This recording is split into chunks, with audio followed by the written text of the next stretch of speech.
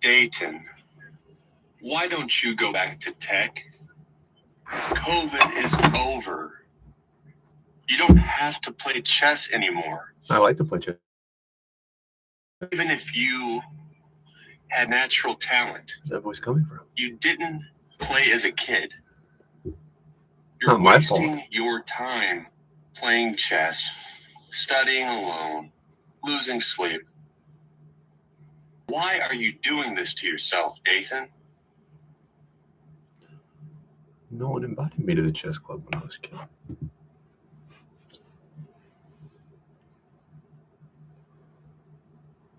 Why am I doing this to myself? 1 second. I gotta take this call. What page was it? Hello? Because a little bookie told me to.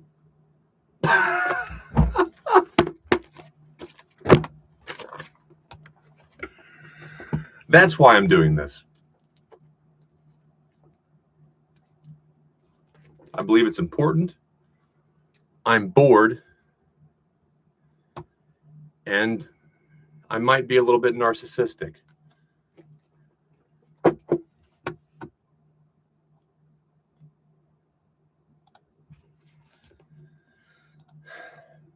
I'm 30 years old. If you like my content, please share and subscribe. I believe I could become a chess master. I will stop at 1800 over the board. I'm not too far off. If I don't see a way, even if through incentives, to make a living playing chess. I do not want to be a content creator. I will not be a content creator. I do not want to collaborate with anyone who made an anal beads reference on the Hans Niemann defamation ignorance. I'm not perfect. I've been mean. I've hurt people on accident. I like to think I haven't done anything that cruel to my friends. And if I did, I would not expect them to ever speak to me again. That's the same cruelty that led to Naroditsky's overdose or suicide. I don't want a damn thing to do with any of them. And all of chess business seems to revolve around one company. They have a good app. I'll always play on the app because all my early games are logged there. But very seriously, I want absolutely nothing to do with any of them. I'm all about it until I'm not. That's a great way to be. A little bit needy. I don't even know if we respect him. I don't know. Is he too nice? What's he want? Deuces. Change my mind. We can tell a lot about a person or company when we have nothing to offer them. There's a lot of talk in the chess world about how good can an adult get because they know that's a relatable story that would sell chess to the masses. People who Magnus Carlsen couldn't get to look at chess twice.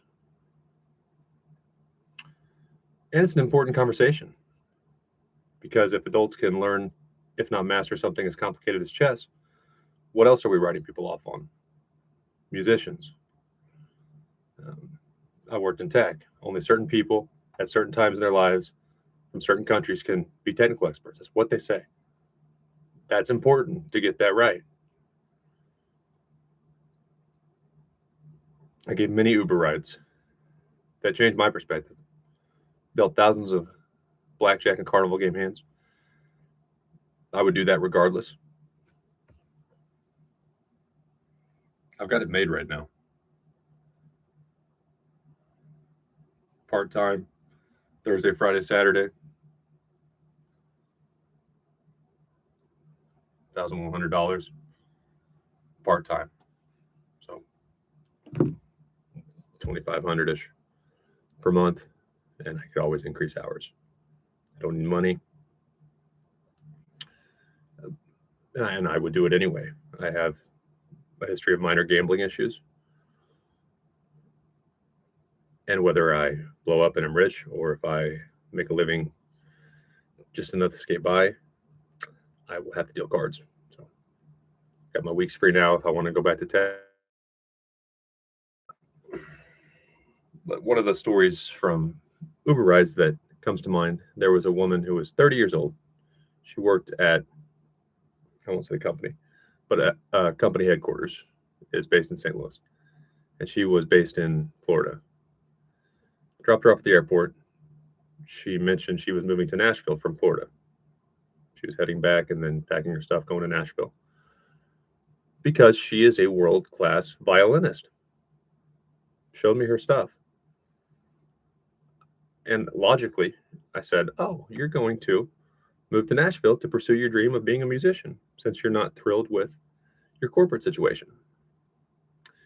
She said, no, I just miss music. It brings back good memories of childhood, and I like to play for fun.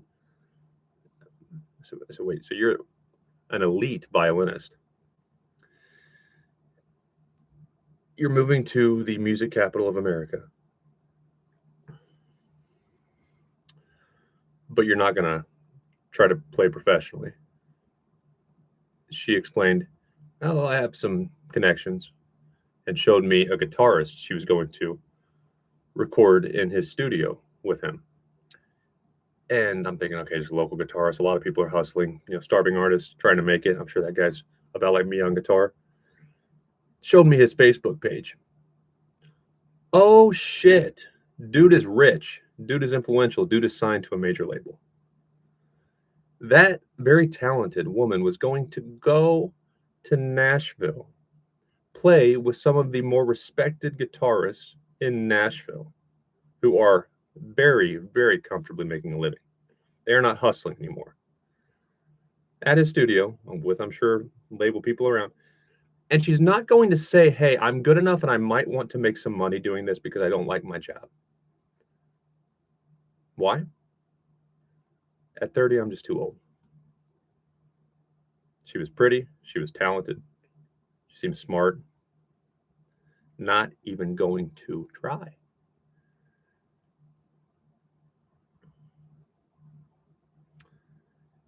I've had many conversations similar.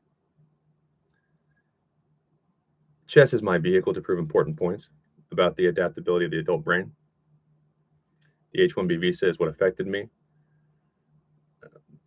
For me to even try this, it was the perfect storm of, I guess, bad luck. I just turned 25 years old. My house, my brand new home in the beautiful Northwest Arkansas was finished in January, so 2 months before I turned 25. Life was good, just got a promotion. That's why I built the house. Okay, locked inside, hear rumors of layoffs. I didn't know what an H-1B visa was at the time. It wasn't my job to. My tools kept getting intentionally broken. And it was the less competent developers who used to be consultants. Generally, if a techie from India is super, super good, they don't come as a consultant. If they do, they're picked up quicker. They might just come full-time. Or maybe they worked for a large company in India.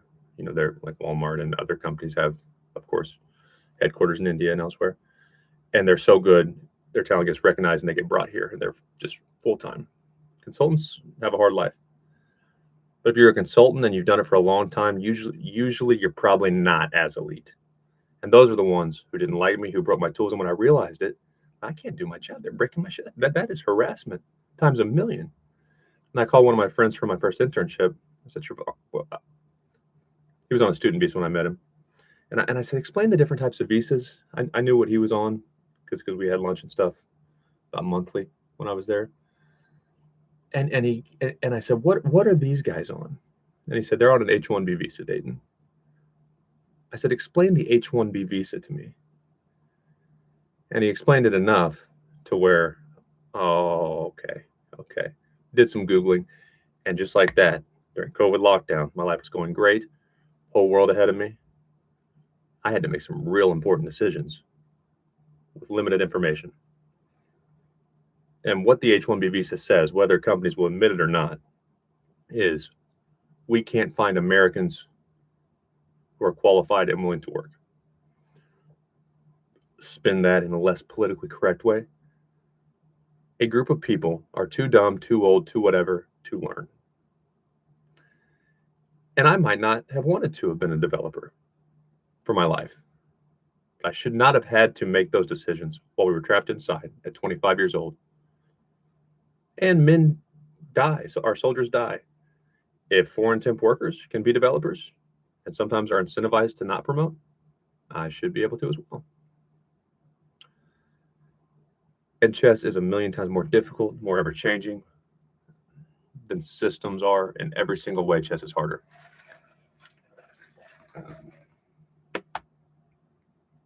So I will continue playing. The way I view content, if I make a lot of money or a few videos hit right and it's worth my time, I will go very hard on content again and edit them well. But I'm not going to try to get chump change or apply for a bunch of offers. I'm either going to get a chance to do chess full time and not have to do content much, or I'll keep doing the content for fun and to update / document my chess journey. And I'll be cool with that.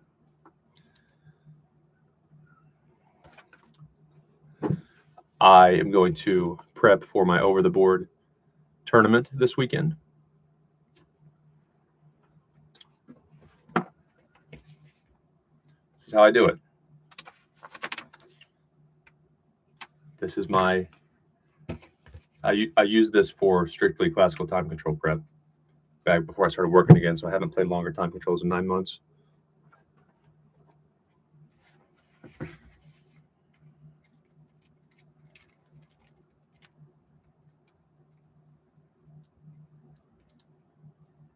I have my weekly sticky note, which I add focus points for the week ahead on.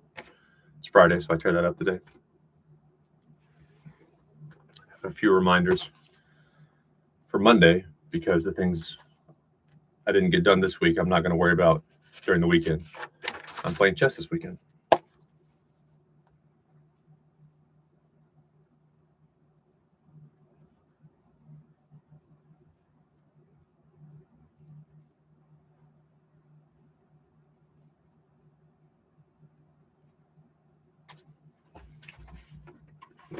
One down.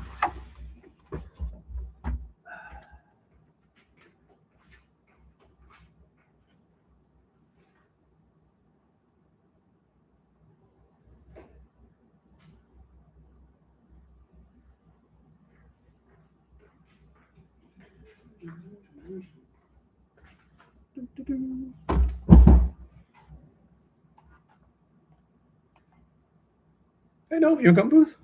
Booth, no, you know. You know. Since it is chess time. With Nova, there's my puppy Nova. Yeah. How about pretty girl? Since Nova, you know your scarf on it. Since it is chess time, I have my checkmate scarf.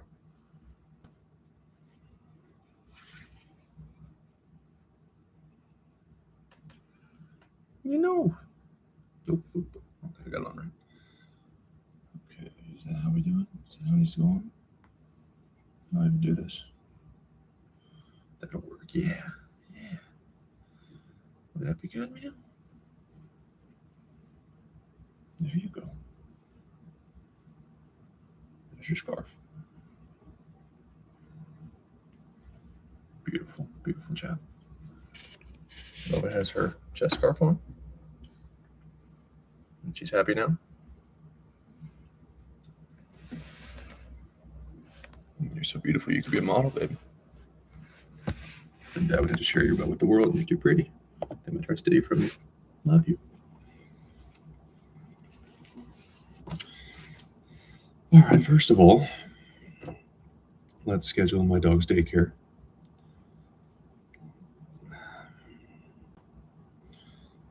My goal is always to win enough money. I know, love you. Great job. Win enough prize money if I play in the weekend monthly chess event to afford my dog's daycare. It's a good goal. Though as I get higher rated, it's much harder to win money.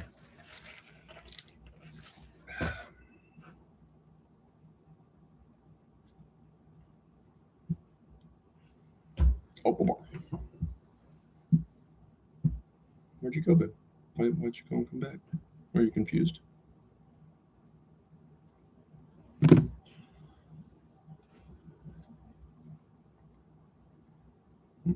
I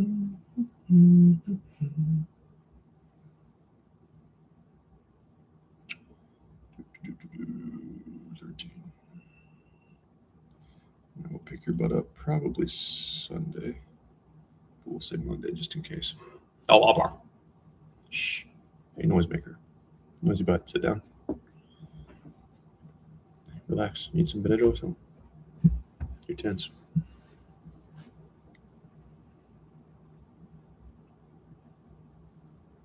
Sit down, Nova.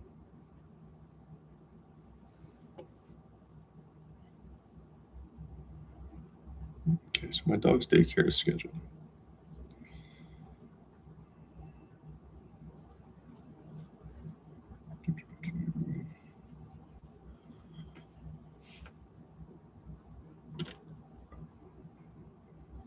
Standard cabin. You know luxury cabin? You need snuggle time? That'll come walk you before chess. How about that?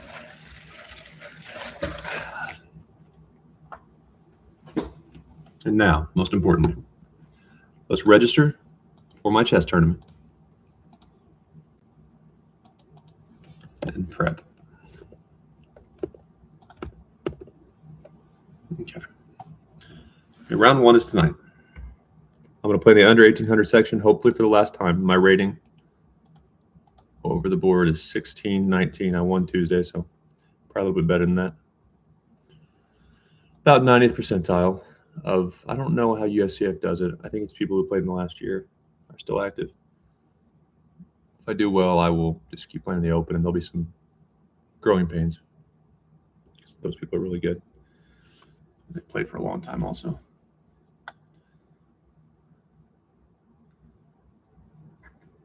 Good. Friday tonight at 6:30.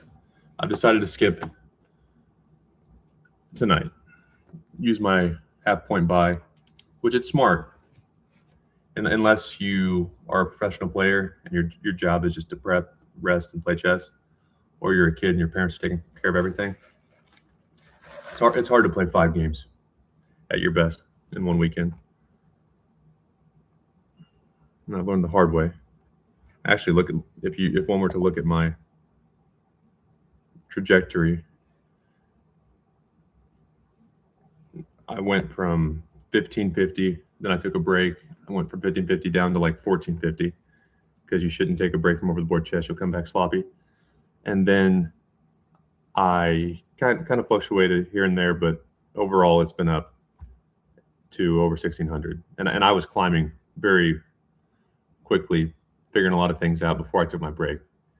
Shouldn't have taken that damn break. But there were definitely signs I was figuring it out. But the biggest help has been if I'm tired after work. I'm young enough to where sleep deprived, as long as it's not a classical time control, I can play 1 game, maybe 2, very, very well still. Whether I have 8 hours of sleep, 10 hours, 2 hours, no hours, for 1 game I can lock in. Sometimes I would just play 1 game. Then I hang out with the grandmaster, pick his or her brain. And sometimes I might play 2 or even 3 if I'm feeling great.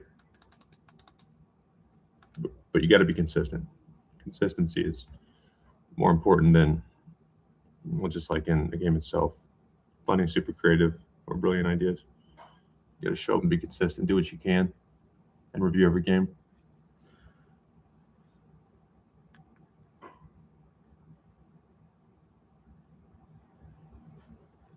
I ought to get a camera and a B camera so I can show what I'm writing, what I'm prepping for these tournaments. Because I won't end up a grandmaster. I could definitely become a master. And if I got an opportunity to do it full time, I'm pretty sure an adult could become an international master. If he or she has some talent. Even if one started at, let's say, 30. But I'm more interested in documenting the journey and hopefully justifying another project with a subject who is more like me 5 years ago when COVID was starting. So if I could have started now and had some guidance where the world's not locked down, even when I got to St. Louis in 2022, we still had masks on a lot. The tournament arbiter would make some jokes. His name was Mike. Hey, let's be smart here, guys. We're gonna have some fun, but I don't know what's going on with this variant. It's kind of freaking me out, so don't touch me. And it was just a weird time. But take away those things, and you start off with a proven plan, and ideally an adult who has done well, but like me, definitely not a master. But I'm better than you.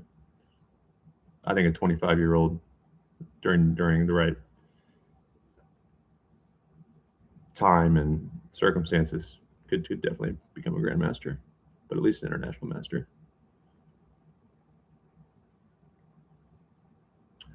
Okay. So I'm going to use my half-point buy. Tonight, my sleep schedule right now is out of whack because I deal cards at night, so use one day to go to bed at a normal hour, wake up, walk my dog up and down the Missouri River, take her to daycare, and just change my routine for 2 days. That way I'm not playing at night. Then it's kind of like I'm going to work again. And then I'm switching up and I'm starting work. It's work sitting there for this long playing chess. And I don't work in the mornings, haven't in a long time. So that would screw me up, I'm afraid, if I don't just avoid tonight and try to reset my brain.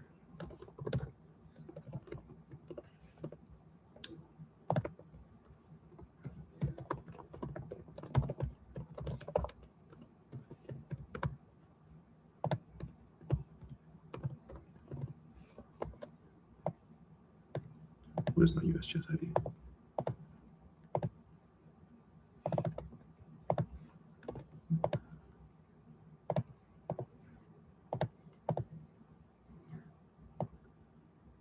Before I started working again, I found it best to take a round 2 buy for a few reasons, but the main one, again, when I wasn't working, that way I could show up Friday and give it absolutely all I had, because I know I'm just going straight back to bed. Or if I win or I feel good, I can go have a drink. But it's one game the whole day. I will be at my very best. And then I can sleep in, get a workout in, round 2 buy, let the other athletes beat up on each other a little bit Saturday morning. That way I had the same routine 2 days in a row. One game at night. Peak for one game at night. So it's one game, and then Sunday everyone's a little bit, maybe not tired, but we've got more on our mind. If we're doing well, which I intend it to be toward the top, or at least in the hunt for prize money. If we're doing well, maybe a little bit of pressure. And for one day, I can suck it up for 2 games. But if I don't, kind of like in baseball, there's different strategies, of course, but do I throw my best pitcher now? Do I throw my best pitcher in game 1, or do I try to save him for later? Well, if you don't win game 1 or whatever game is the make or break game, you might never get to throw your best pitcher. And then you have to go the whole off season as a coach saying, we didn't even let our very best player play because what if we made it to the next round? Ooh, you'll get fired for that. You will get fired for that. And so early in tournaments, I like to make sure I'm at my very best. That means use 1 buy, make sure for as many games as possible early on, I am maximizing my chances to win. And that means 1, 1, and 2. But since I'm working again, and like I mentioned, I'm kind of out of my over-the-board routines, I'm going to use my buy in round 1 this time. I want to win this bitch.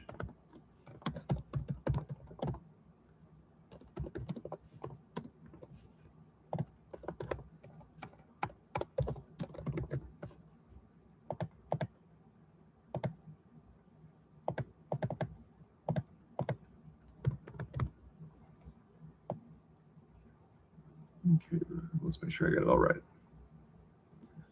Okay, March, blah, blah, blah, birthday. Where's my, okay, I'm under 1800 section, Okay,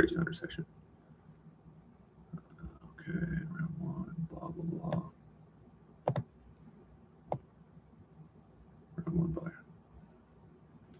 Let's do it.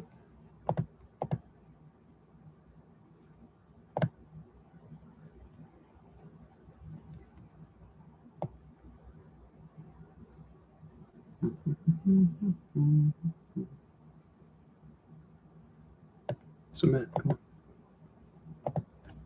What is my CVV?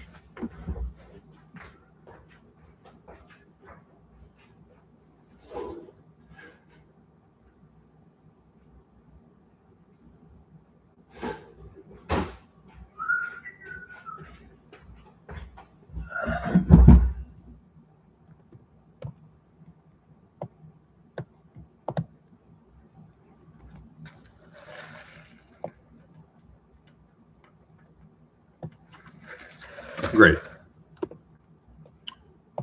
I'm registered. Now let's do our prep. This book was my introduction to the Polgar sisters, which at that time I figured I would use it to master code, not get into chess. There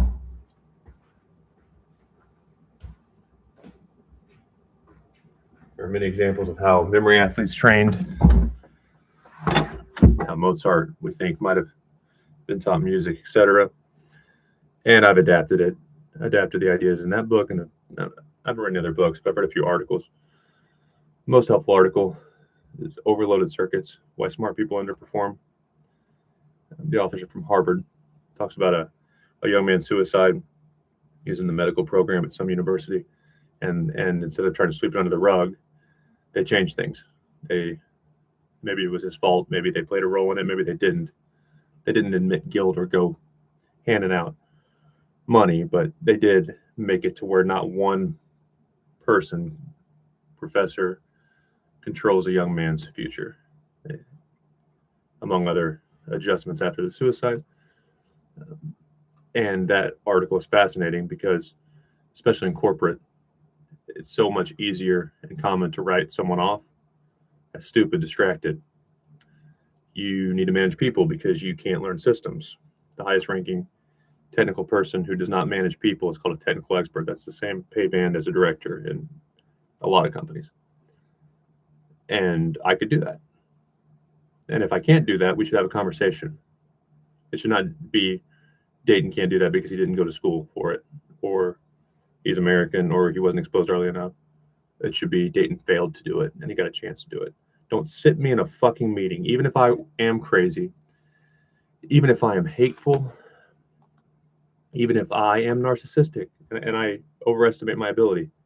Don't sit me in a fucking meeting. There's not enough money on this planet to sit me down in a damn meeting. Make me take notes. In some cases, ask me for my thoughts in the form of a survey about how the meeting or the instructor did teaching me code or Scrum or Agile shit. And then when I use it, I get fired for becoming a threat. Why did you sit me in the fucking meeting if you did not want me to become a threat to technical experts? That is not worth it. And among all the good things I experienced and all the help I was given in my corporate experience, I would erase it all from my memory if I could get rid of that too. Don't sit me in a meeting. And then and that was hard. That was like being cheated on times a million during COVID. The H-1B visa says Americans can't learn, and you can say I'm cynical or paranoid. So my boss, who I thought was helping me, and not my friend, but as friendly as you could be, I met her when I was 20. And when I moved to Arkansas, I was looking for apartments. I don't know anybody. This is hard. Maybe I don't even want to go here. She came. She met my mom. And she promoted me not because I was good. Maybe she thought I was good, but it didn't matter. She wanted me to fail. That way she could justify bringing in more H-1B visa holders, because the reason I was treated poorly and my mom was harassed and much more, and I won't drag on about my case from Walmart corporate during lockdown, but the reason is not because I'm special or because I think I'm special. The reason is I'm so average. Now, being average with software is like being average with chess, kind of. It's not that easy to get average. And I understand CA7 jobs. I know a little bit about hardware. I mean, a guy named Ari taught me some shit. But as far as the job I was given, I learned more than enough to contribute to a big company from complete scratch. And I don't have a tech degree. That means, oh, if Dayton can do it, what can someone who's actually an American with a tech background do? And if I failed, I'm a hard worker. She could have said, I'm a hard worker. He has a good attitude. He just can't figure it out. See, Americans can't do the job. And then I would have the chance to promote, lead a support team, and start signing my name that we searched for Americans but could not find any. But I respect my boss. I went to all the trainings. I thought I was supposed to. And I got pretty damn good. Good enough to prove she was breaking the law. And oh shit. After I got off that call with my friend Siobhan, God damn it. God damn it. And now they know I'm a tryhard. So I'm completely screwed here. All I can do is keep doing my job, and they're not going to fire me. That would look stupid. They're not going to risk that getting out, that story. But they sure were. Arrogant asses.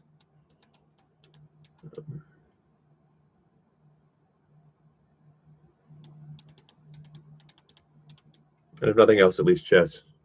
I can do what I should have done in the first place, use it as a source of improvement for truth. And if I have to go back to an environment, let's say I have kids, where I have to nod my head and be a good little bitch, I will have an outlet. Because that is just so stupid. So stupid to make Americans take all these trainings, work hard, and then you're just going to make us lead a team that is foreign while we tell the media and our government we're giving Americans a chance. Well, why don't say, I'm the world's not perfect. I'm not anti-capitalism. Just do it. Don't waste my time in a meeting telling me it's my job to learn this. And if I learn it, you're going to fire me. Google H1B. It'll all make sense. Serious. Anyway, but my prep is on another level because I did work in systems. I did take those classes seriously. Systems and code are just glorified if-then-else statements. What is chess? It's if-then-else. If I do this, then this might happen. Else, let's look at some other shit.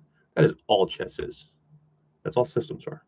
That's all I did with my adult life, or my, the male brain is not fully developed until at least 25. So I had a good 4 or 5 years of exposure to basically chess light, which is systems.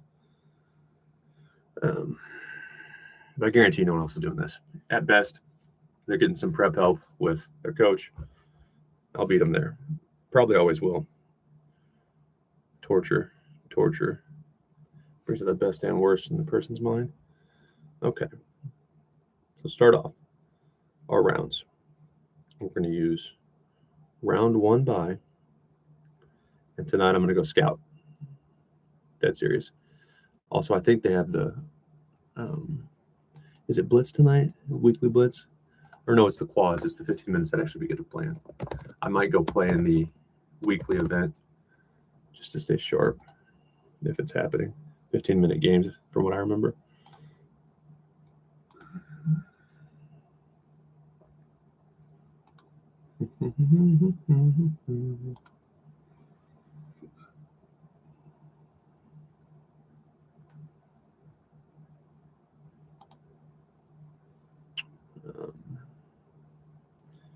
Saturday rated games. Okay, so they're not having it. Friday Action Quad is canceled. Most likely. That sucks.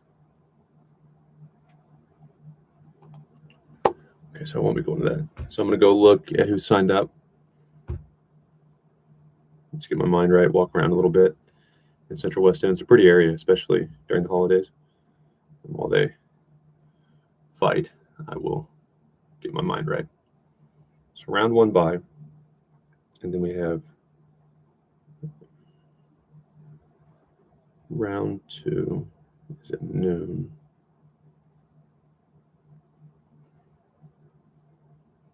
Round 3 is at 5 p.m. That's Saturday.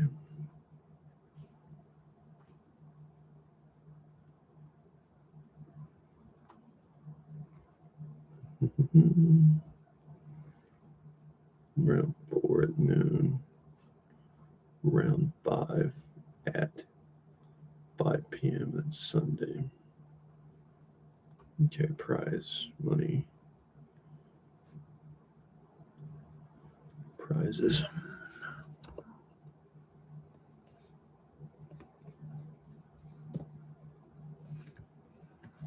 Okay, I'm above 1,500, so I'm not eligible for anything but the top prizes. So first is going to be 500. Second is going to be 300.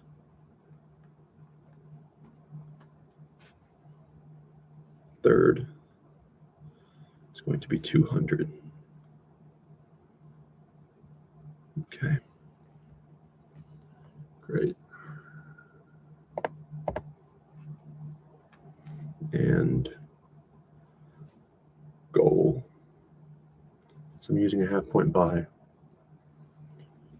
My goal is 4 out of, well, it'll be 4 out of 5 because I'll have the half point buy. So that means I will draw 1. That's what I want. So 4 out of 5 total. Technically it's at a 4.5. So I want 4 points. I'm playing 4 games plus the half point buy, so I'll start with 0.5.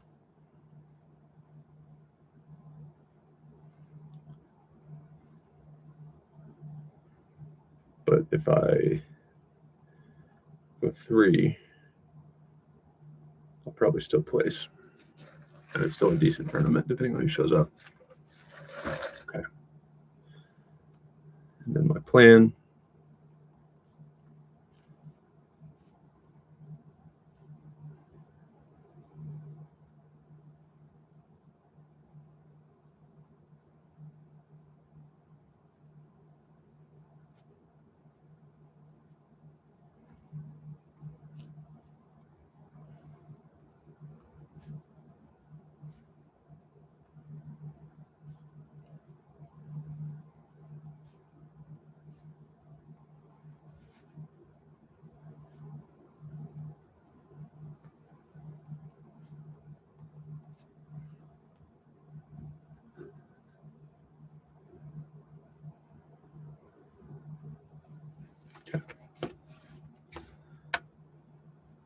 What I started doing for these tournaments, which if I get a chance to play chess full time, it'll be more this format. Longer games, more intense, people coming out of the woodworks for it, from different states even. I decided, once I was competent, knew some openings, kind of understood the difference or how to play different positions, I decided to kind of make my sheet, my prep sheet. But instead of going in depth on what openings I prefer and what to do if I see this opening, I would just write my basic, when to show up, my desires, which my desire for this is I'd like to be 1,700 by the end of the month. By end of month. And chance, the better I perform, chances to play it full time / for a job. Those are my desires. And lastly, my content. There are 2 ways I will approach my end of month chess recap video. Most likely I'm going to be an old man. And in the thumbnail I'll be reaching for a prize, assuming I win. That will be on the chess table. I'll be reaching with my cane and all the money. And it'll have a big caption that says coming out of retirement. So that's one option that I've brainstormed a little bit for my monthly recap. And the other one, I need that quote. What is that quote? If you can't be a tree, be a bush. Is that how it starts? Be a bush or a shrub. What is that poem? Be the best of whatever you are. Be a bush if you can't be a tree. If you can't be a pine on the top of the hill, be a scrub in the valley, but be the best little scrub by the side of the rill. Be a bush if you can't be a tree. Fuck that. Trees will laugh at me. If you can't be a bush, be a bit of the grass, and some highway happier make. If you can't be a muskie, then just be a bass, but the liveliest bass in the lake. We can't all be captains. We've got to be crew. There's something for all of us here. There's big work to do, and there's lesser to do. And the task you must do is the near. If you can't be a highway, then just be a trail. If you can't be the sun, be a star. It isn't by size that you win or you fail. Be the best of whatever you are. Beautiful, beautiful. Because every girl wants to date the bench player. And every worker wants to never promote. Yeah. Beautiful fucking poem. But I was going to have this poem. And kind of like I started this silly live. I was going to heckle myself. You know, have a recording and heckle myself. Hey, what are you doing? You're just here because you can't fit in. You can't get along with people. Otherwise, you'd be in corporate America living the good life. And when your life's going nowhere, you're getting old, you're wasting your time. And I'll be like, I know. I'll read that poem. Say, I didn't choose to be like this. And then I'll get right into my recap video. So that's my second option. Because I will avoid the old man jokes and I will start with that poem.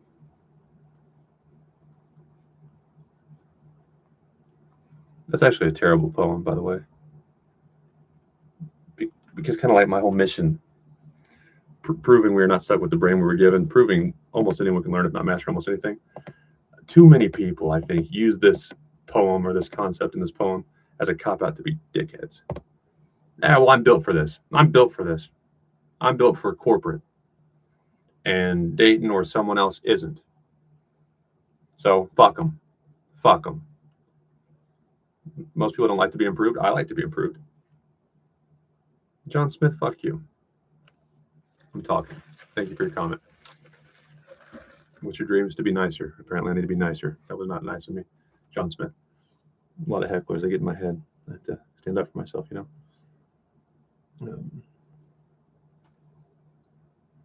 That's just an excuse. I'm built for this. That person's not. Screw them. Make exceptions to the rules or laws. Kick them while they're down because I am this way. I'm good at this. And this is how I am. So it's very bad thinking. But who cares? Who cares what I have to say on the subject?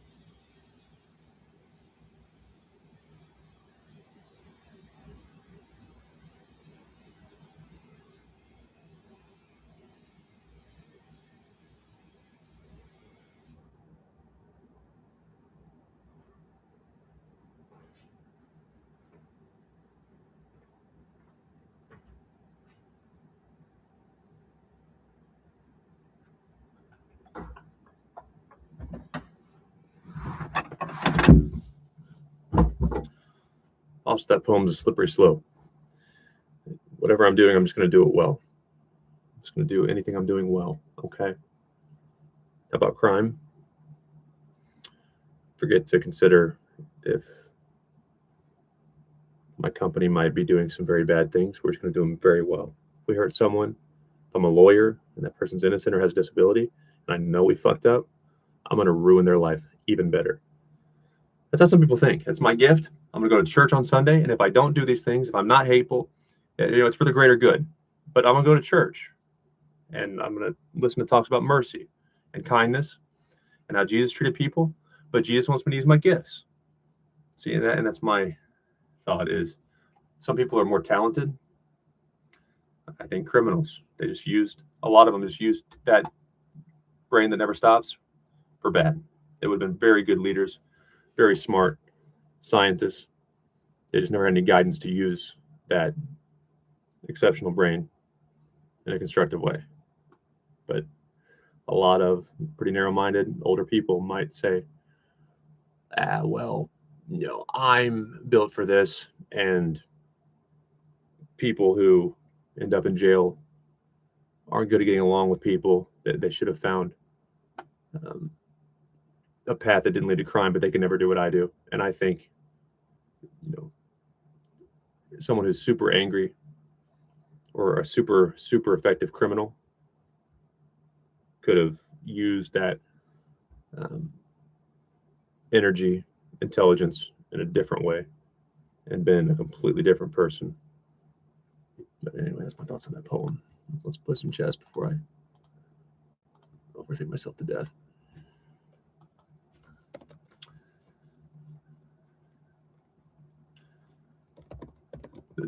This came up on social media while I was at work. I checked the news. It's all over the place. I thought it was fake news at first. Threatened. So this dude charged with home invasion stalking. I think he was their head coach. But I'm not trying to make a joke out of this. This is serious stuff, and I hope the guy is okay. I hope the girl's okay. But he had his whole life ahead. And my first read was a meme of Ohio State's coach. And it said the guy who reported this incident, and it was a DoorDash guy. But when you look closer, it's the Ohio State coach, which is Michigan's big football rival. But he's wearing a DoorDash outfit. So basically, the Ohio State coach went undercover to sabotage his rival, the rival coach's life. But then I looked deeper, and it wasn't just fake news. This guy's life is actually fucked. Okay, he's 39. 39. He was the head coach, right? They would be making these articles if he was some assistant. That's so sad.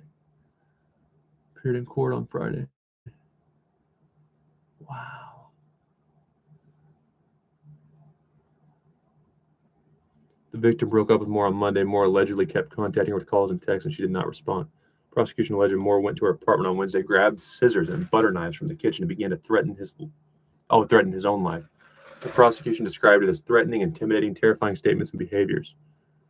The home invasion charge is a felony, and the other charges are misdemeanors. Moore's defense said in court that Moore has no criminal history.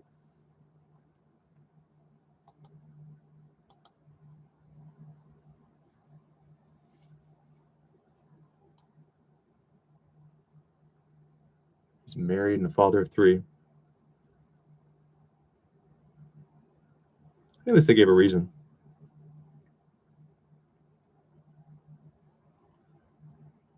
So a letter to the campus committee calling for anyone with information about Coach Moore's behavior to come forward. There's absolutely no tolerance for this conduct in Michigan, at the University of Michigan. Yeah, he was the head coach. Wow. But what I read about this, or what was on social media, which you never know it's true, it was talking about him being suicidal and mental health issues, and that's just the way life is. It is so harmful. It is so cruel to tell young men to just talk about our mental health or be vulnerable, because right or wrong, you will be bucketed with all the bad things. And I'm going to say something very controversial now. If you are ever suicidal, which I've only been suicidal once, and that was when my TikTok was banned. I'm so serious. And it's not just because of the ban, it's because I'm watching Charlie Kirk get shot, replays, ha ha ha, his wife's a stupid bitch while she's grieving, and I can't even make a post for Suicide Prevention Month because everyone's pissed at. A lot of people are pissed. The straight white males had it good. Yeah, the boomers did. Yeah, they did. I was just born and starting my life out. They have had all the luxuries. They're the ones who have fucked people. And any woman, even if a 25 or 30-year-old man is bad, he has not had time in the system. He doesn't have a leadership role to do anything to you. They had chances to help. They had chances to help workers that were talented and black, and they didn't until finally it's going to cost them money. And to have my account banned. And then I'm watching just hateful stuff about Charlie Kirk and many other stupid videos. Austin Metcalf, but Charlie Kirk was an adult. Austin Metcalf, the 17-year-old, he's going to be like valedictorian, Division I football player, got stabbed to death at a track meet. And there's people online trying to defend Carmelo Anthony, who's the young man, happens to be black, who stabbed Austin Metcalf. Like, white people do crazy shit too. But I mean, to defend a guy who stabbed a 17-year-old, what are you doing? And I have to watch this shit. And that's not hateful to Austin Metcalf's family, that he deserved to. You're trying to rationalize the kid had no criminal record, never did anything. He was gonna be an elite performer in school and sports, stayed out of trouble, and died in his brother's arms. At least if you're gonna talk shit on the dead kid, have some sympathy for his brother who's gonna be scarred with PTSD for life. We're just going to a track meet. I'm sure they were both really good. Looked like they were good athletes. We're gonna go to dinner with our parents after and talk about, it was our best race and can we get better at this and how can we improve our times? And instead you're holding your brother, watching him fucking die. You didn't go to a gang fight. Why do you have a weapon?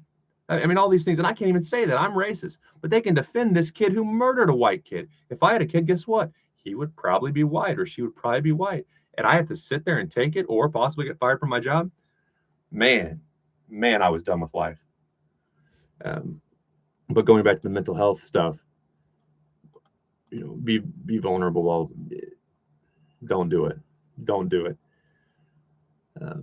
Get an AI sex doll. In his case, if you're that rich and successful and you have to cheat, I guess your wife's not doing it for you. Don't do it with your assistant. Don't get a hot assistant. Get a male assistant that turns you off. Get an old man.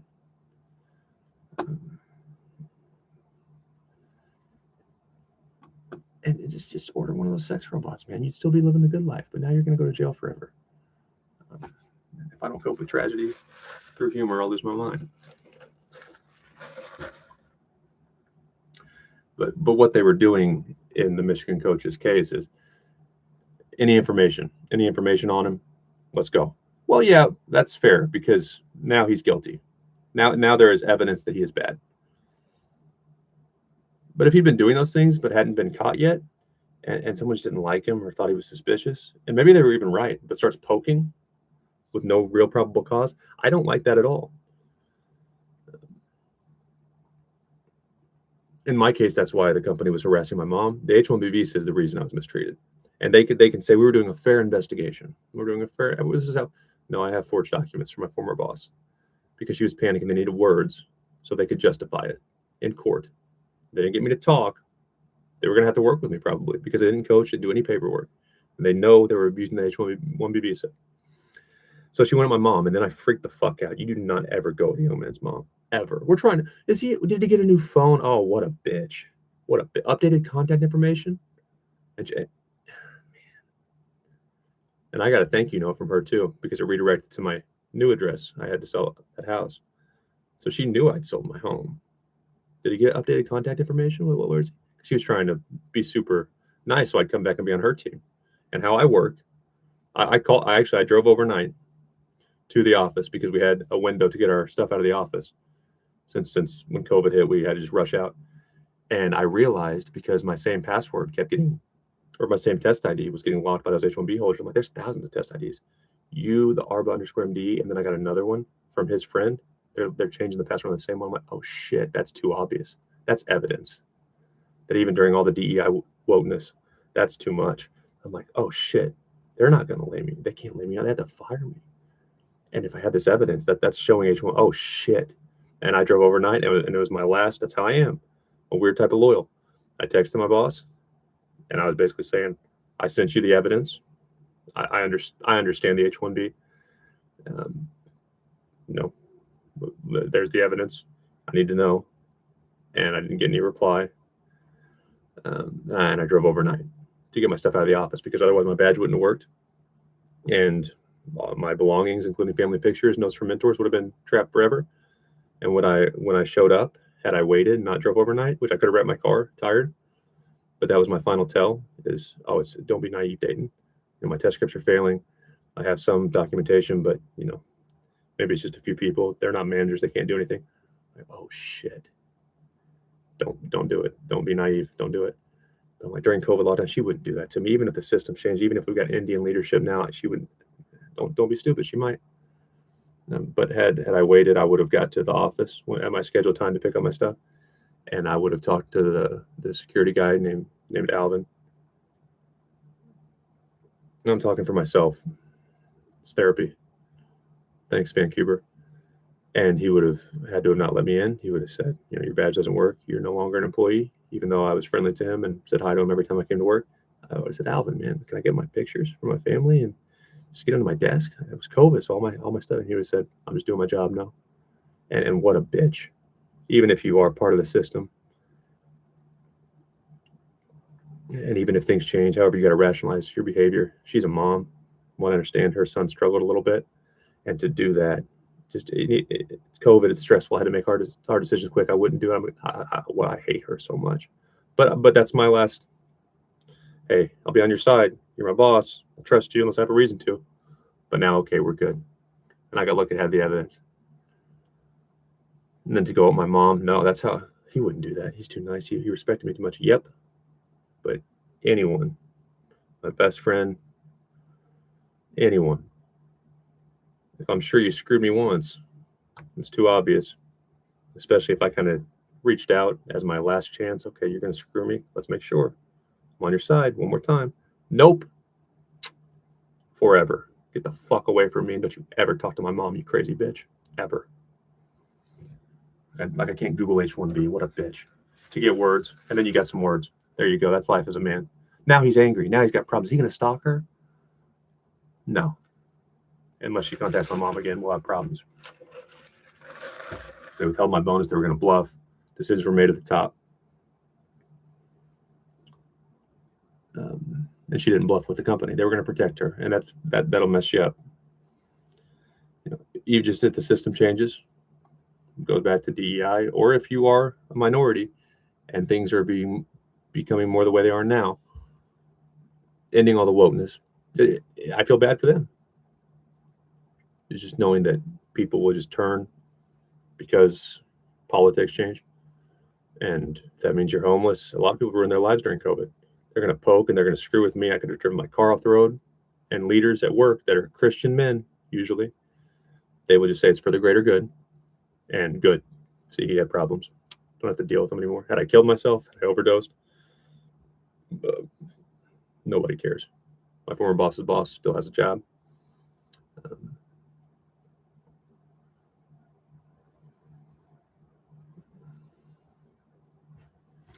And with the chess stuff, one, hopefully I can make it work somewhat on my own. I don't have to trust people too much.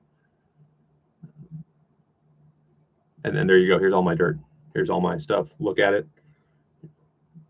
I know a good lawyer can turn just about anything into a crime. I'll get a lawyer too. Let's fucking fight about it. They don't want to attack anybody. There's what I think. Play around with it.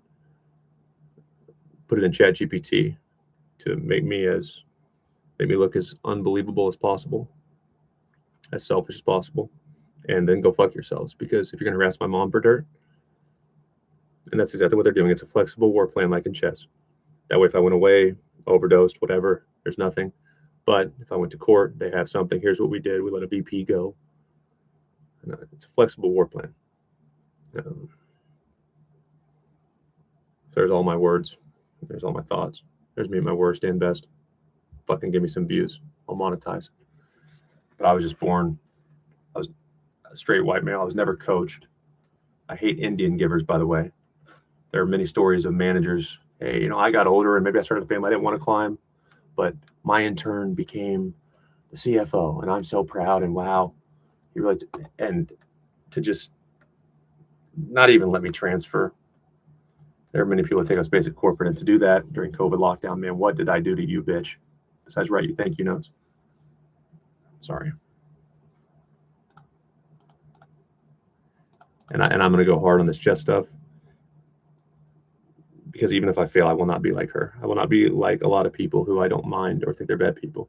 They're bitter and they can hide it.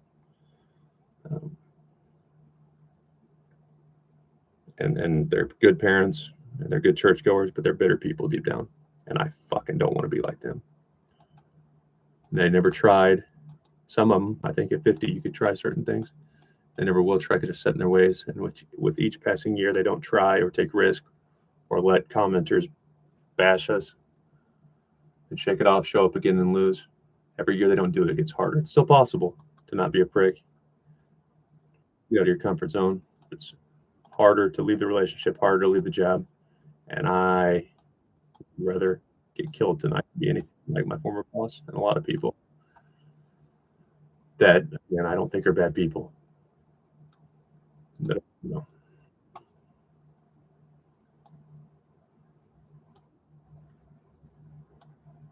never ever involve a young man's mom under any circumstance ever, period, in the discussion. You're trying to help. No, you didn't. The choice is yours. I was not getting promoted. Got a lot more evidence of retaliation. You don't ever do that. I don't care if it's your, well, I didn't make the system, and women in STEM is my ever. Charge the guy for a crime. That's fine. No problem. If he's a criminal, or if he's not, or if you just want to ruin his life, go right ahead.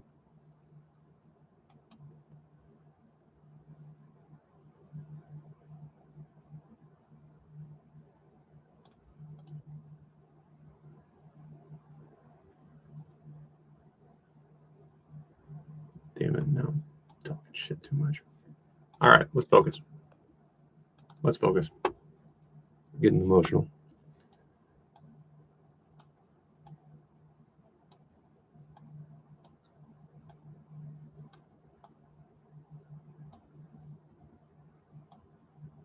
There's a pawn.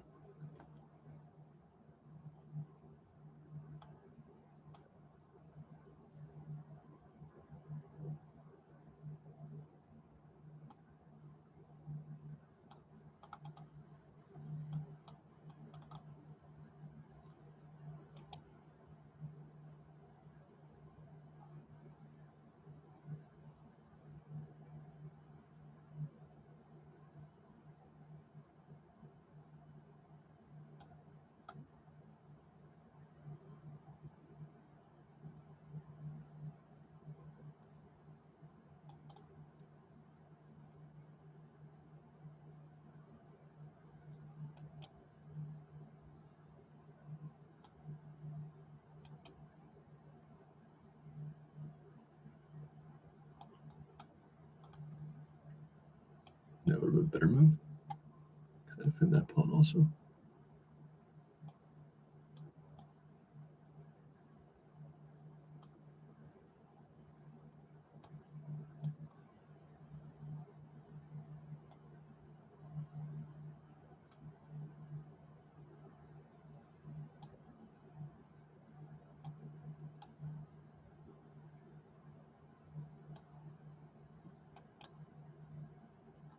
Get 2 moves away from your bishop, you don't be able to see much.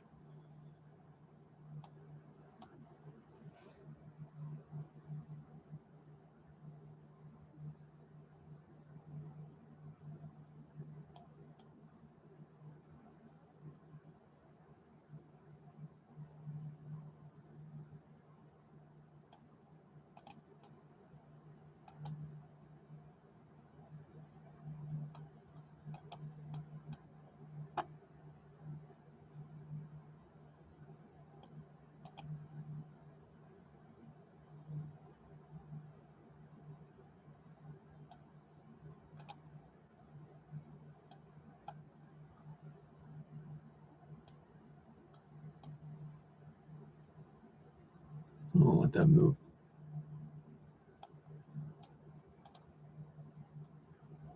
I like the way you're playing until that move. Because you don't want to block that bishop in permanently. Most likely we're going here.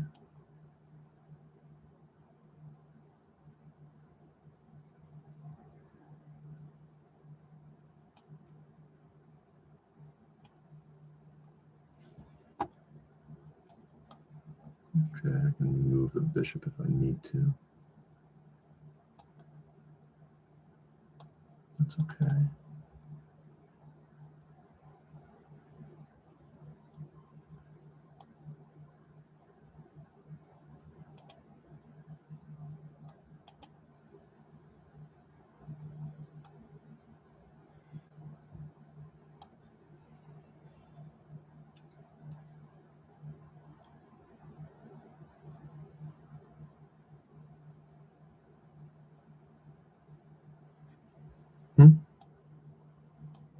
Why did you do that?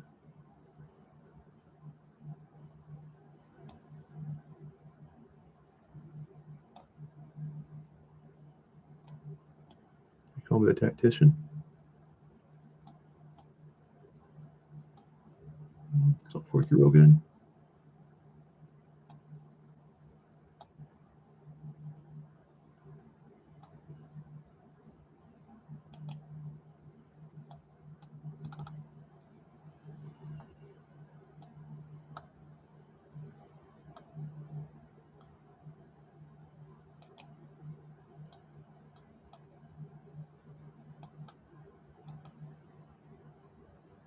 Go faster. Bishop back, I'm here. Bishop doesn't go there, I'm here. Of course, trades benefit me.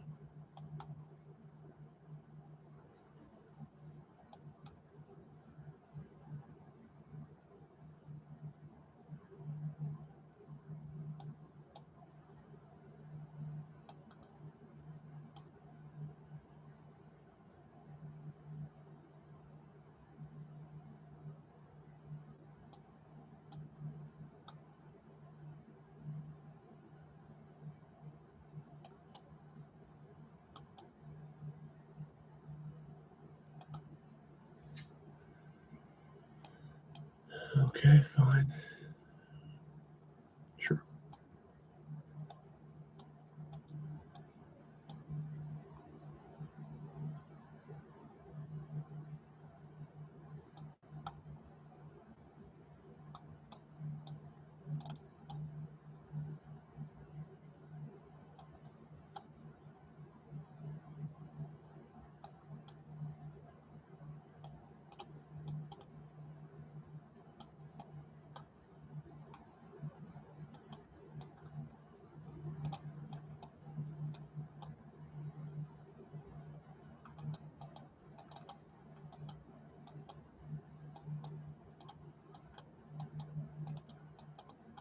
Jesus, Dayton.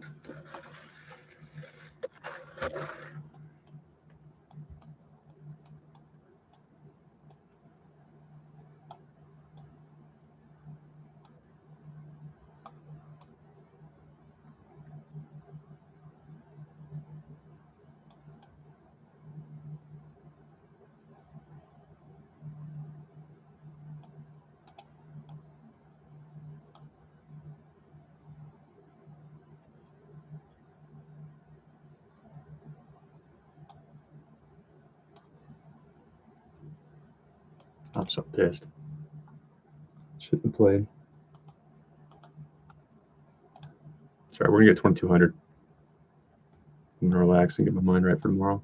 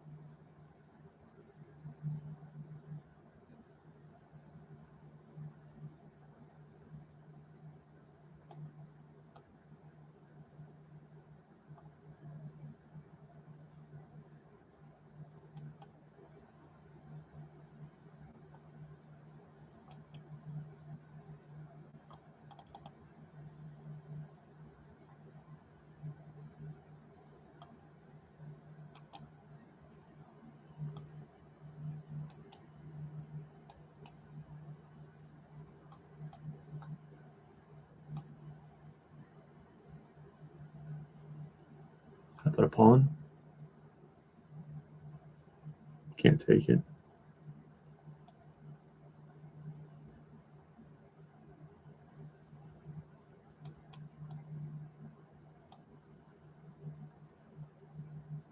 You don't want to take the rook? Nah, probably not.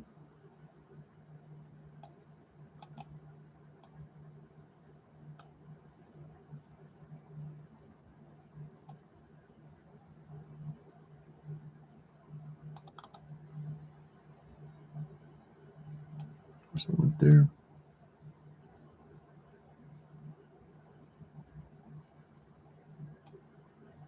Play here, but you don't want to do that. Nah, you're not in good shape here, my friend. You need to defend that. That wasn't the way to do it, yeah.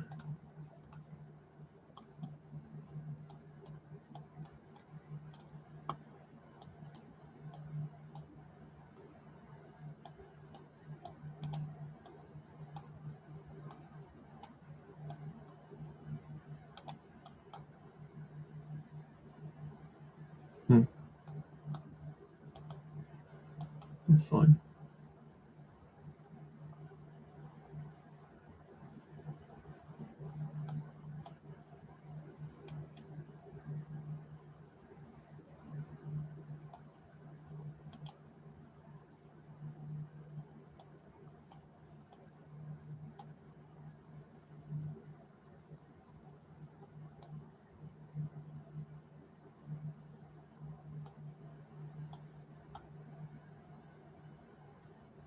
It'll be all right. Your pawns are a mess. That's why I'll go after him ruthlessly.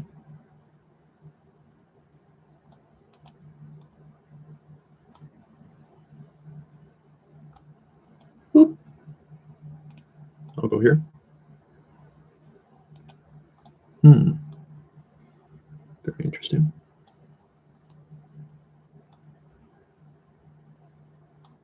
Cool. If I can. I don't think you want to do that. Because I'll forever pin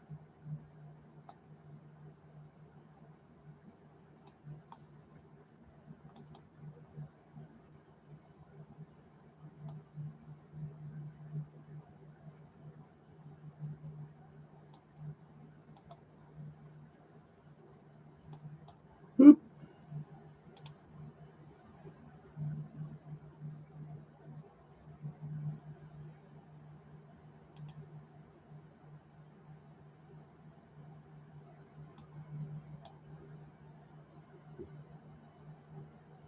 Trays are good for me.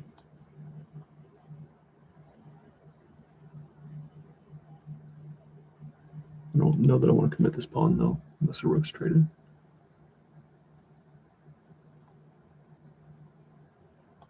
What's wrong with you?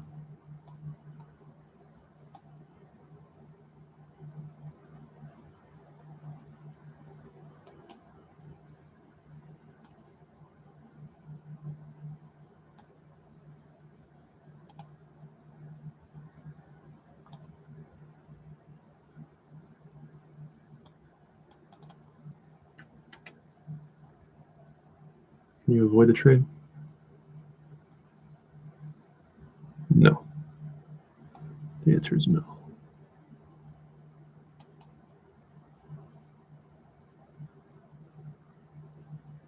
Oh, no. No, my friend, no.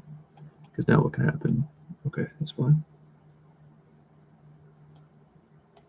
Okay, so here you take, and I'll send you backwards.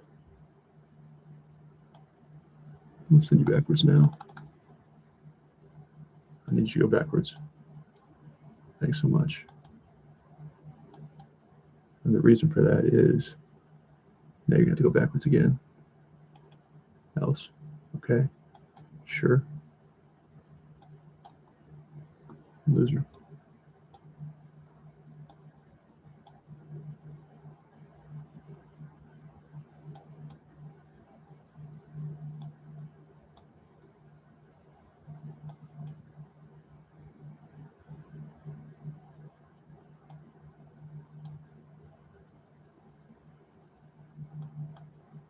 get some useless checks if that's what you're into. It's a weird hobby. Weird hobby. I'm not one to judge. That's why we all have our struggles. Yours seems to be you enjoy giving you useless checks. You're allowed to do that. It's not a crime.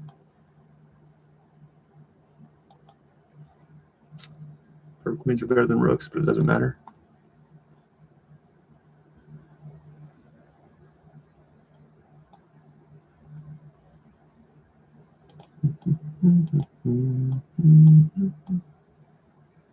$2,200 this stream. Come on.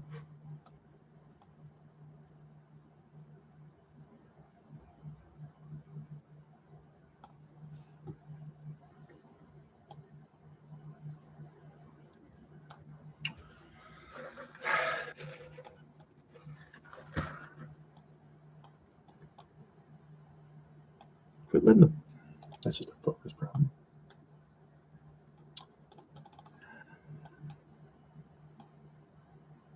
Let's redirect our horse. If I can.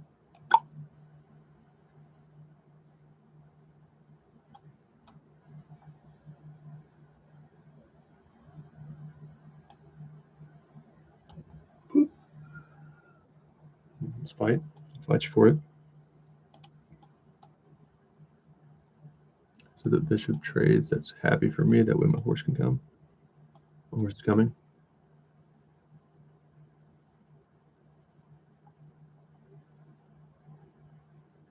And my knight at least has logical places to go.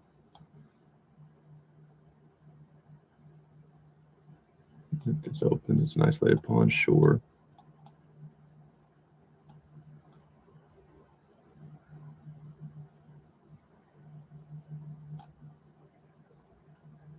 But if that's open, I can attack the isolated pawn and I'll accept my own. And I can also block things.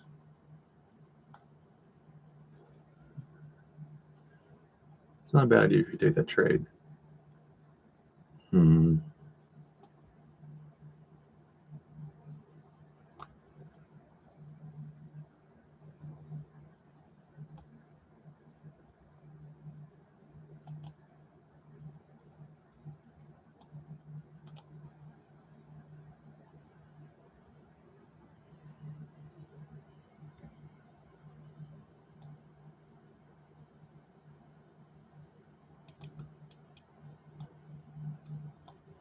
How are you planning on this opening up? I want to be here.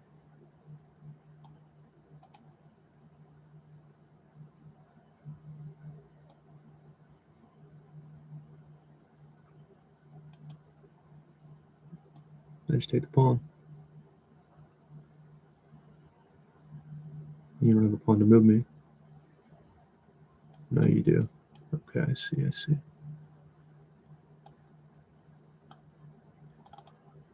If the knight goes, then I can take that pawn. Okay, I wouldn't have probably done that.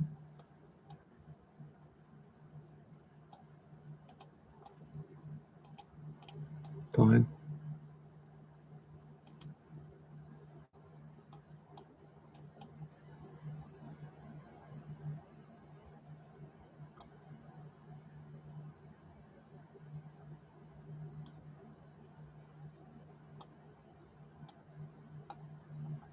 That's fine. That's actually better because then I don't have to fight to keep that pawn any longer. Pawn's a weakness. No, it's not a weakness, at least for the time being. Okay, let's go to that bishop and try to win this pawn.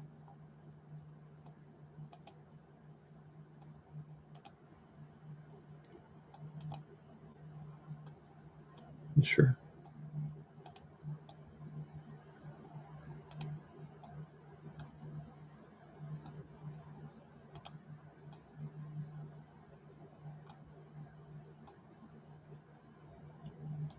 This isn't good.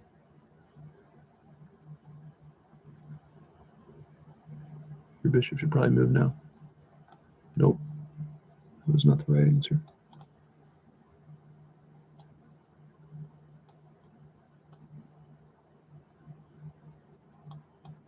Whichever.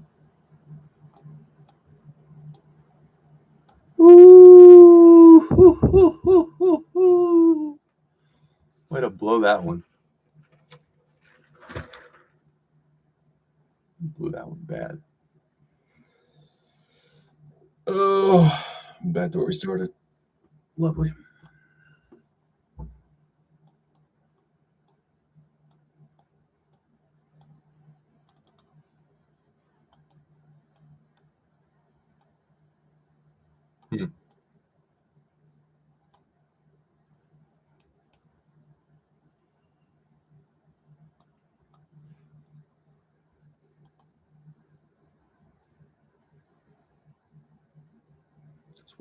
That's why you get connected, my friend. That's a good move. Okay, fine.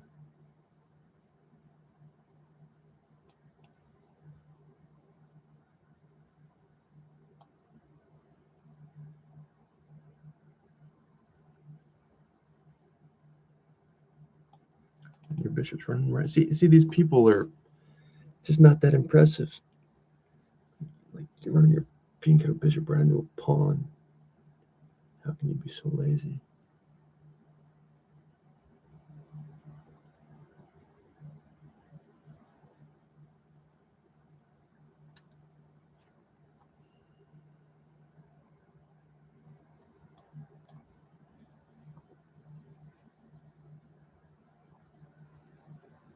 Decision time for you, enemy. Just freeze everything. I want that pawn frozen. It's frozen. Frozen like the movie. Okay, sure.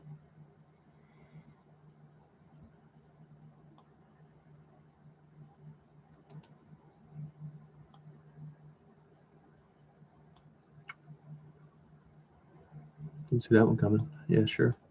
I'll double your pawns. But I want to attack you. Because if you're here, then I'm here.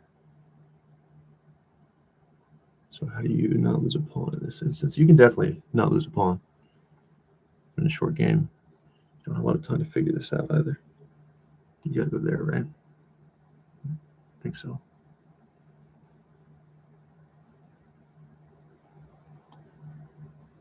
Okay.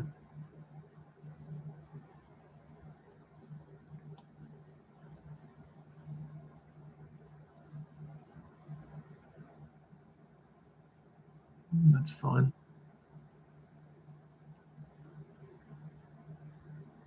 Not a good sign that I'm seeing the board wrong, but that's still fine. What? Okay, that knight's not doing shit. That doesn't mean I want to disconnect my rooks either. How do I get that pawn? Huh? What are you doing?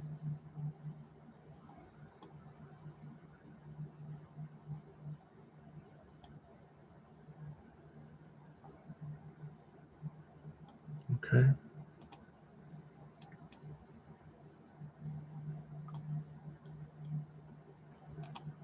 And if you go here, I'm here. Okay, then you'll have knight.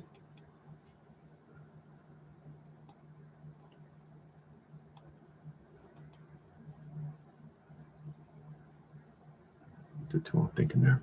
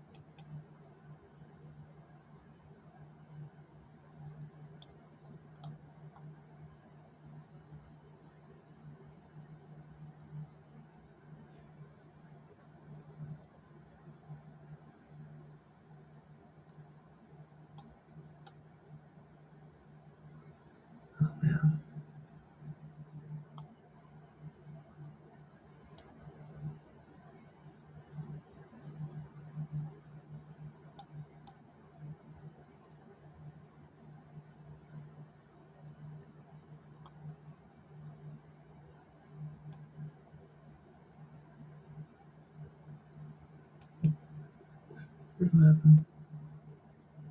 You got to take it. So that's on the target.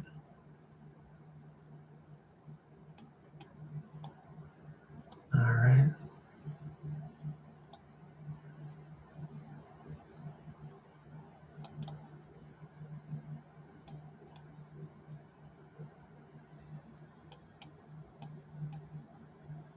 You got to figure it out, though.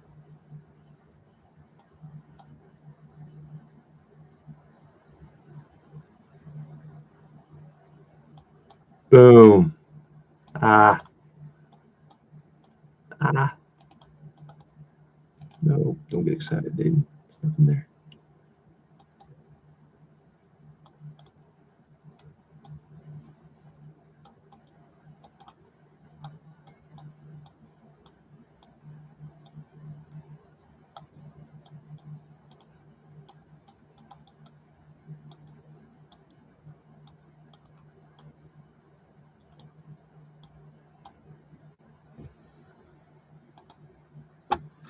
Take it. 21-41.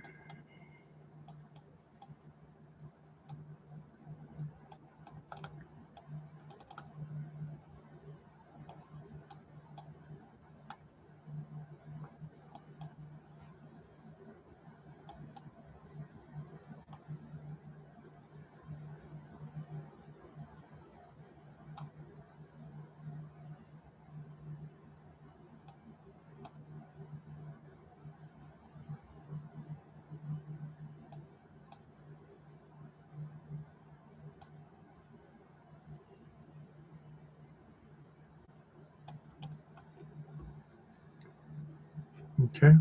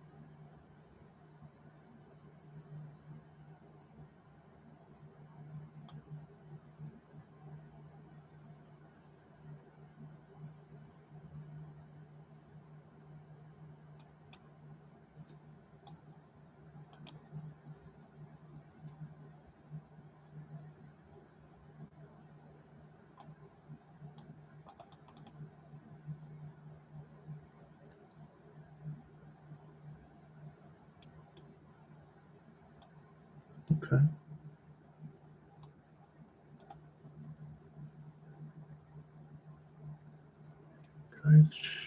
It don't matter.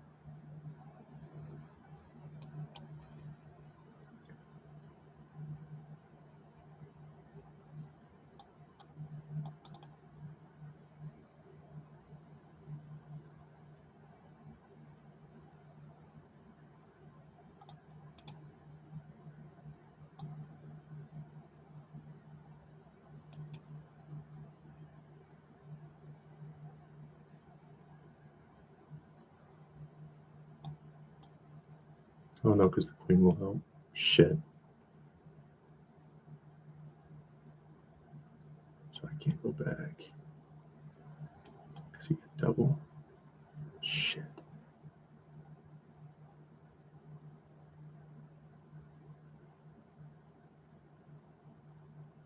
bad shape here. Okay, so it takes, you have to. I take, really? I don't know about that.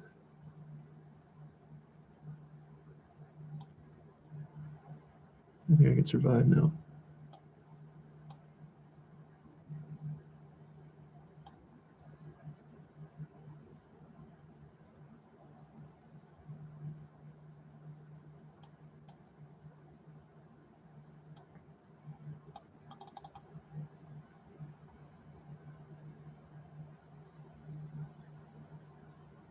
You can't. You can go there because then that defends a check.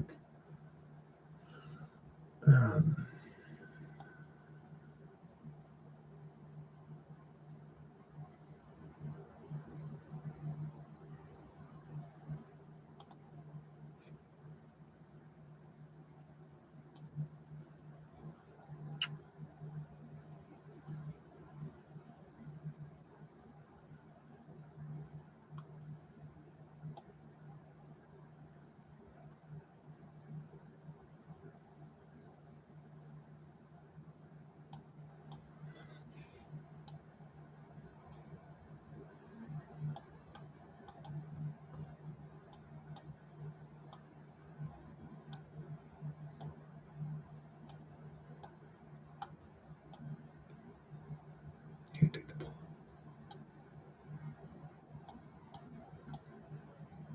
No, my gosh, focus. Oh, man, that would have been a big win. Oh, that hurts. Oh, my goodness. I'm not sharp at all. I'm still making a little bit of progress. Damn it. Damn it. My brain shut off because I had the rook pin. It's useless. No, it's not useless. Get out the queen.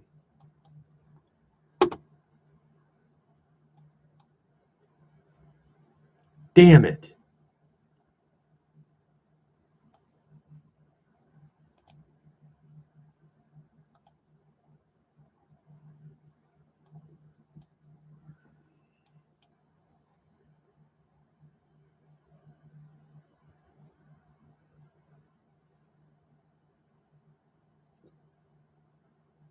So,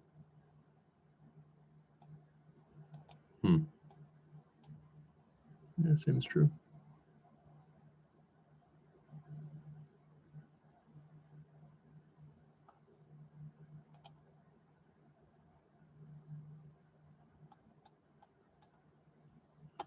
I should get the last game off now. All right, I got extra pressure.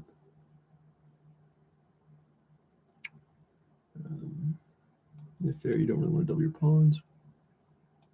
So you need to find a way to defend that one. And you'd have to double your pawns. You can't take it back with the 9.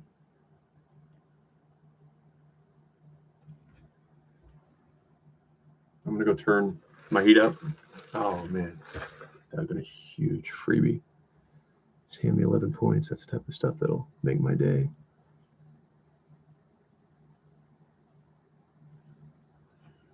All right.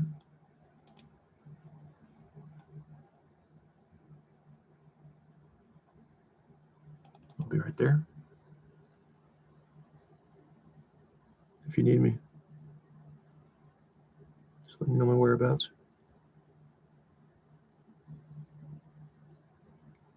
That's a good move by me. Yeah, it was quick.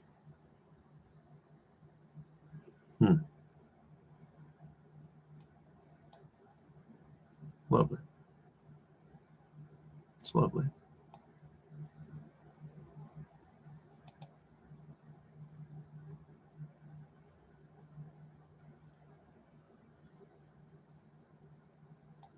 Yeah, it's easy. I must go here. Oh no, because that's forget about that one. That's not good.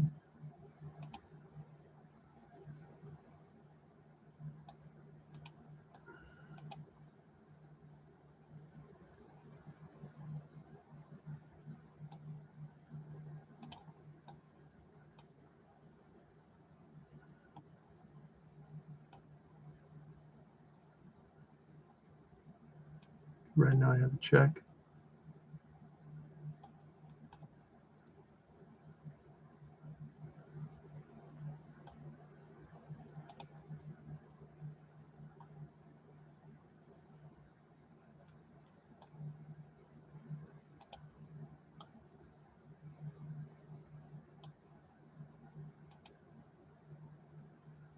Trying to deter that a little bit.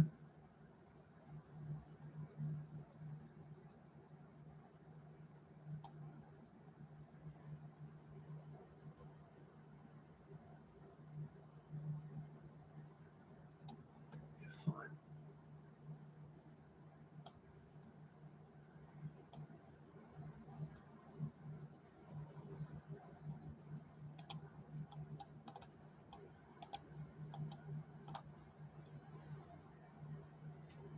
Did I awaken the beast? Oh no.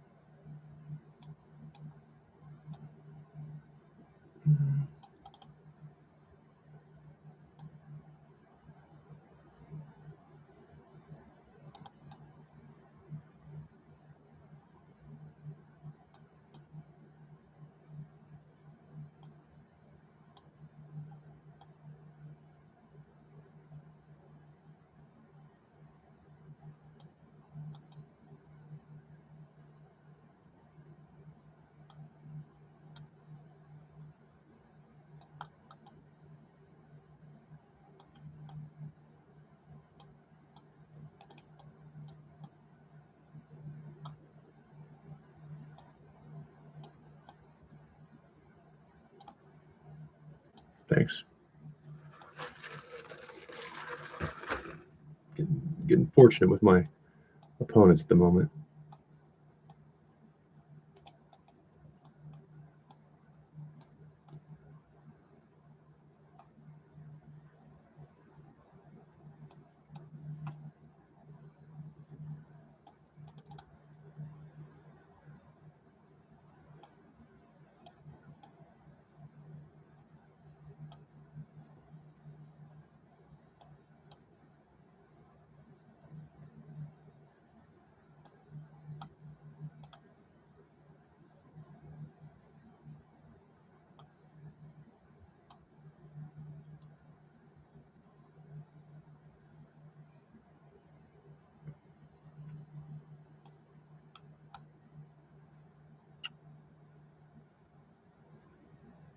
Okay.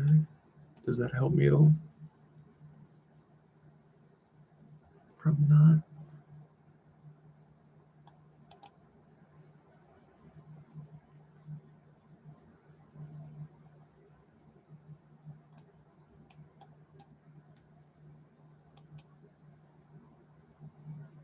I want your bishop.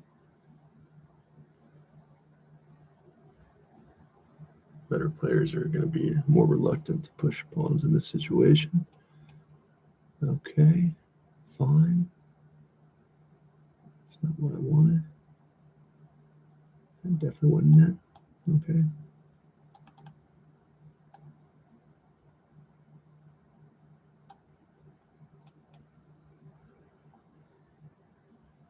Can't move that.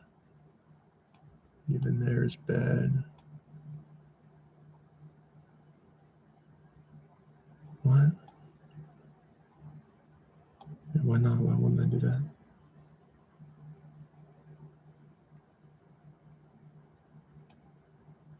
Okay.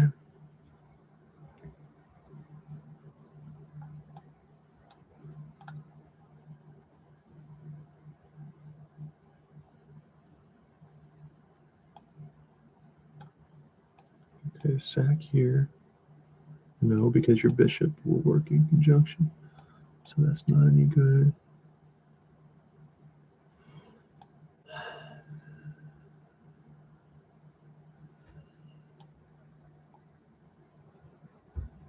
Okay.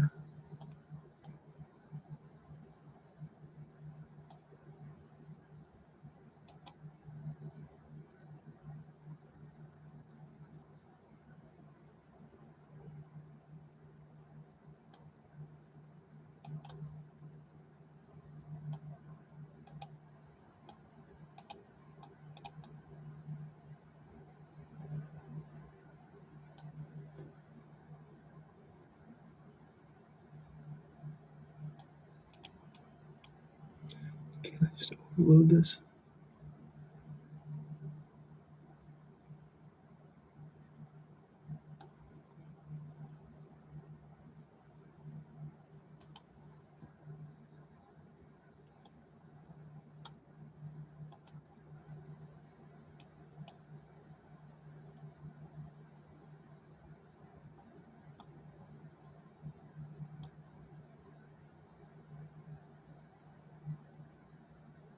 Can't go there. I have to check.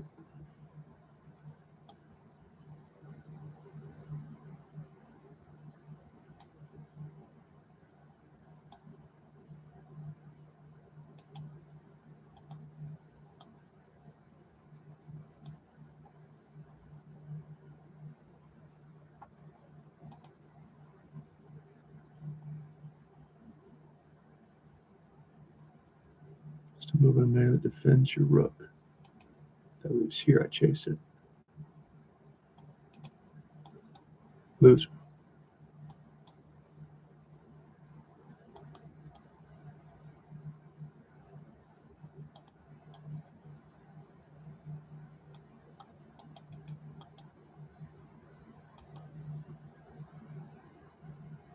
Gotcha.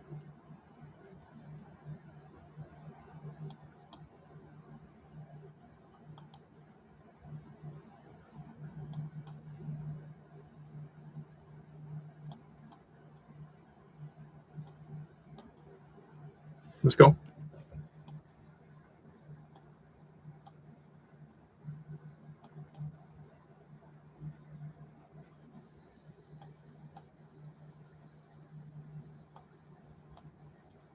We can do that square.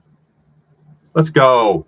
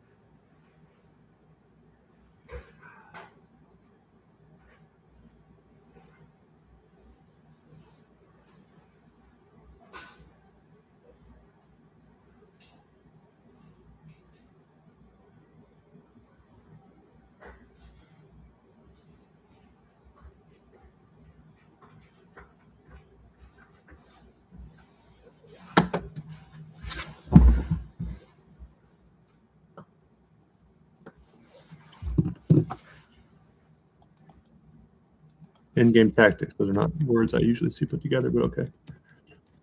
Pay attention to in-game tactics. Those little moves I'm going to have to sure up. I make a lot of those. Usually it's fast and it's fun. I think it's fast and fun. Good players are going to get to where they punish that. Shit.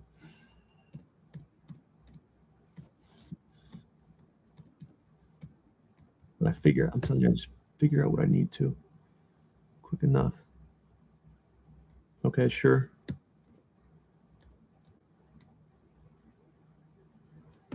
Yeah.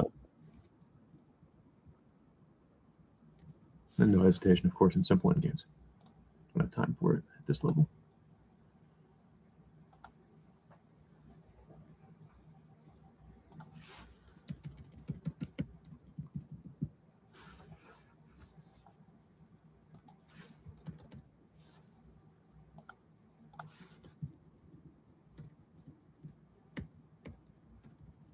That's sloppy. Real sloppy there. And that is me not doing what I pride myself on doing, which is figuring out the not complicated, but not super straightforward either. Positions quickly. Like I pride myself a lot on not being that good at chess yet, but not missing those, and not wasting time on those. Or if my peers at my level, they might not miss them often, but it takes some time, and I got to figure that out immediately. That's too slow and it's too wrong. But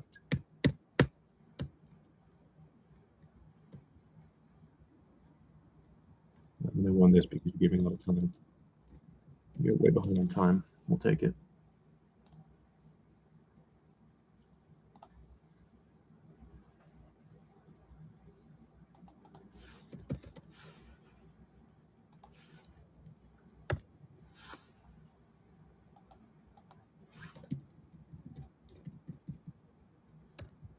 Yeah.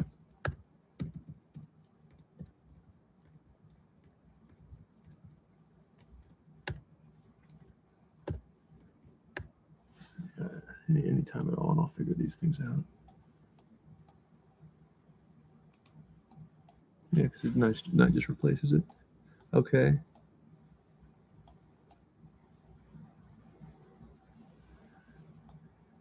But then you just go there, right?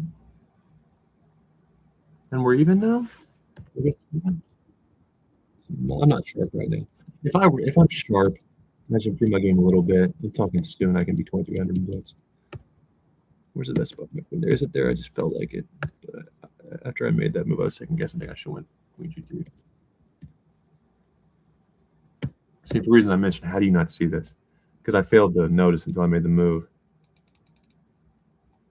I have to check, but I can't do anything here because if I take your other rook takes, and now my only defensive resource is here, and your queen doubles up, I'm screwed.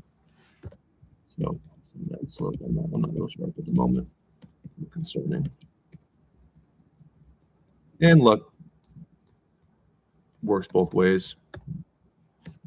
So don't be too hard on yourself. Man, I'm not anti-money or anything, anti-capitalism, but I do think everyone deserves a chance.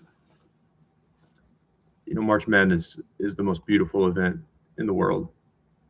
I don't like physical sports anymore. I got burnt out.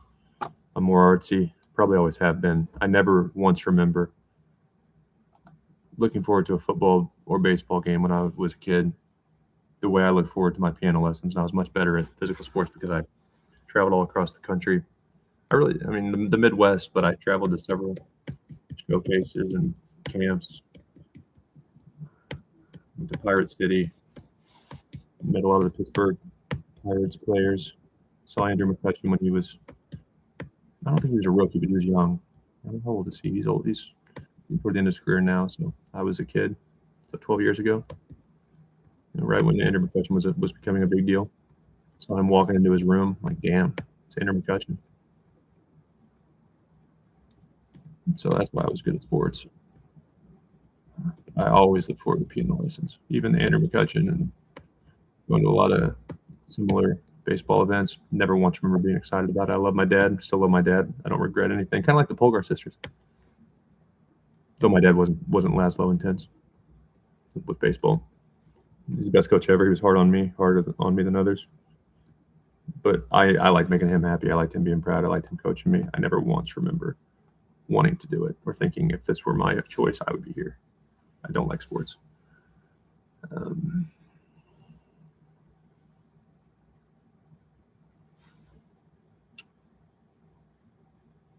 Which game was that? Shit.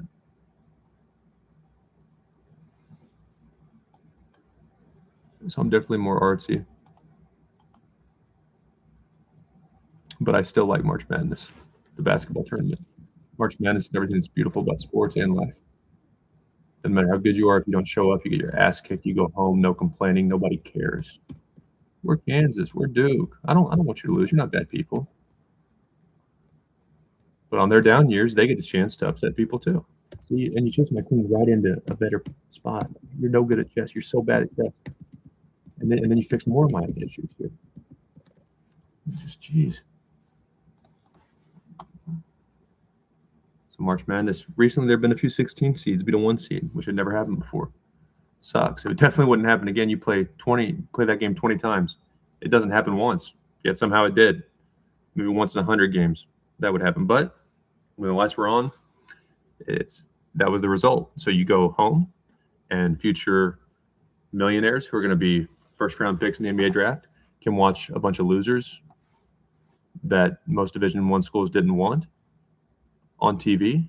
And after that tournament's over, the 16 seed who got lucky once, their players will be accountants for the big NBA stars they just beat. But for one game, they played as a team, they hit their threes, game's over, go home, shut up. We shoulda, coulda, woulda, shut up, shut up. That's what's beautiful about life and March Madness. You can have money. We shouldn't hate people. Luigi Mangione shouldn't shoot people with money. But if there's no reason to deny care and stuff, I understand the healthcare issues. But in return, I do think there's some type of a social contract where you have money, you earned it, according to capitalism. You screw up once, you sit there and you take the abuse. We can fix it with a good lawyer. That's part of having money. Be careful. That's negligence too. And that's about the only thing I would really fight for. If I didn't like the person that was in a bad situation, I would still fight for the concept. If I didn't feel like fighting, I would still fight for that concept. If you're going to take away people's opportunity to get lucky, that is the end of the world. That is when people, even in America, how good we have it, that's when people get desperate. Okay, it's one thing to say I can't be successful, try to rid the system against me because I'm black, name your problem, mental health issues. They're sexist assholes. But now you're not even going to let me get lucky. You're going to take away my game. You're going to take away March Madness. You're not going to sabotage me when I show up. You're just not going to let me play. That is bad for rich people and poor people. Hey, okay, I had mental health issues in the past. Maybe I was a piece of shit in the past. But no, I'm not saying I necessarily was. In fact, I think I became a pretty reasonable adult right before COVID. I'd taken some classes by then. I realized I was stupid at times, and I was getting much more open-minded, like a 24-year-old should. We're all done when we're kids.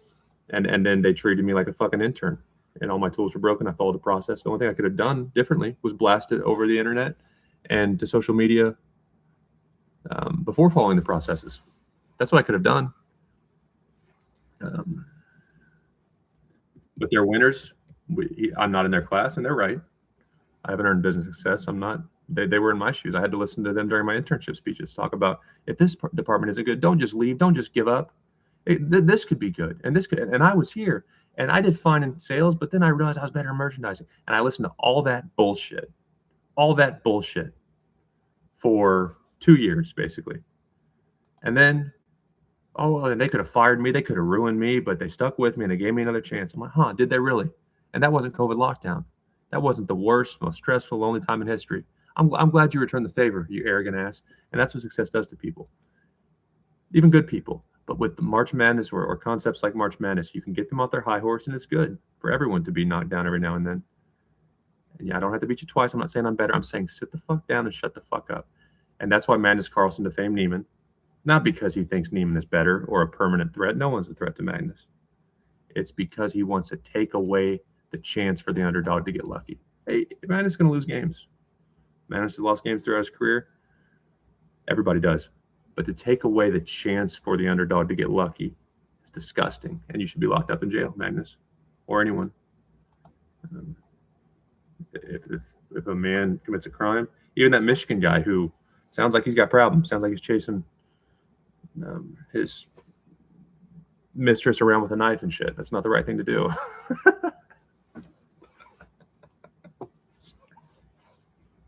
It's funny if it weren't the fact that that's how people die. But if he goes to trial and somehow gets off, and maybe the story was exaggerated by her, maybe he didn't have a knife, maybe he wanted to talk, and or maybe when you're cheating, that's the problem. It's hard to. Hey, thanks, man. It's hard to feel too sorry for either party unless there's violence involved. That's when I'm sure someone's crazy if physical violence is happening. I might add, for no logical reason. But with a woman, you can't be physically violent ever, even if there is a logical reason that would justify possibly an altercation with a man. But when you're cheating, like, you don't want that to be in the spotlight unless you're the Coldplay people, the Coldplay CEO. Then just do it. And that's the type of arrogance I'm talking about. I'm just going to go to a concert, and I'm the shit. I've gotten promoted. I can do what I want. I can hurt whoever I want. Fuck my wife. Embarrass my kids. I followed his daughter on TikTok. You humiliated your daughter, you fucking asshole. If not for you, or you hate your wife, don't do it to your kids. What a idiot. But that's what happens when men get power. I don't think as much with women, but women too. Like, you think you're going to go to a Coldplay concert? I've been on. There was one time I was on a little kiss cam when I went with my girlfriend at the time, and it can happen to anybody. What are you doing? You're the face of a company. You're on the news. People recognize you, even if not on the jumbotron. Someone might see you, and that's how arrogant they get. But anyway, if the Michigan coach, or the Coldplay guy is sorry and he's found innocent or whatever, and it was exaggerated, you're cheating. Maybe you're sneaking in the back door. Maybe that's your little routine because you don't want to get caught. You don't want to ring the doorbell. You don't want neighbors coming in. So maybe that's what he was used to. I mean, there's things that could happen until all the evidence comes out that I'm not feeling too sorry for either party, because she was cheating. She knew he was married, and he was, of course, in the wrong too. But if it came out, maybe he didn't have a knife, or maybe the back door, that's how they cheated. And now that it's blown up, people are exaggerating it. No one actually saw him with a knife. That guy deserved a second chance in life. He is embarrassed. He loses that job because even if he wasn't chasing chicks around with a knife and stuff, he broke policy. Okay. But now you've served your time, and unless you do it again, you can't lose things, or people can't say you're cheating until you cheat again. You've already done your time.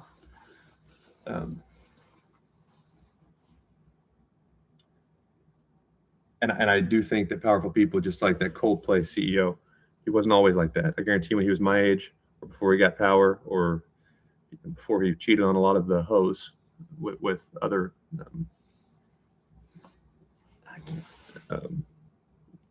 with other, HR heads, I guarantee he was decent to women. I guarantee even if he was a player, he never, when he was my age or younger, said, I'm gonna cheat at a concert. It was, I'll cheat, but really I should just tell her that I'm not serious. I'm not looking for anything serious. She's got feelings too.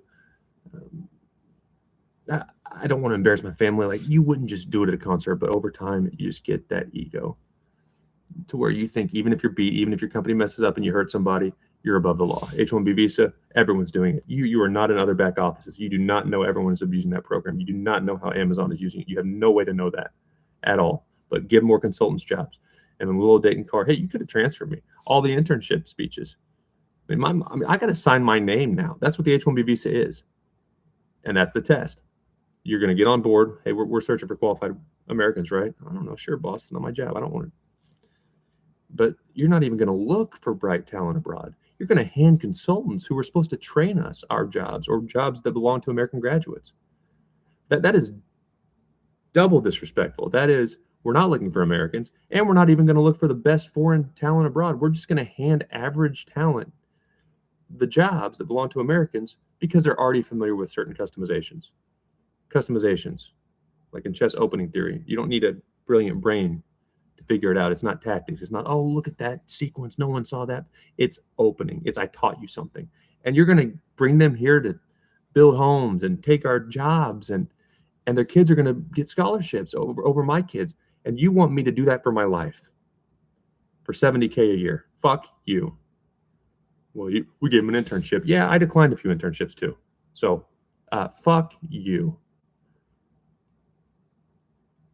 And I don't want to live in a world where in March Madness, the 16 seed can beat the 1 seed. Kansas is so good this year. They weren't going to lose. And UMBC, that's not who UMBC beat, but just an example. Rewind. We're better. We have 4 first-round draft picks. And a freshman All-American. So we shouldn't have lost that game. Delete it from the record books. Well, no. Okay, let's replay it then. We won't lose twice. Yeah, we know you won't lose twice. That's why it's madness. 1 game, it's over. Go home. And if powerful people, especially older men, a lot of older men they will erase it. They will break laws if they won't get caught.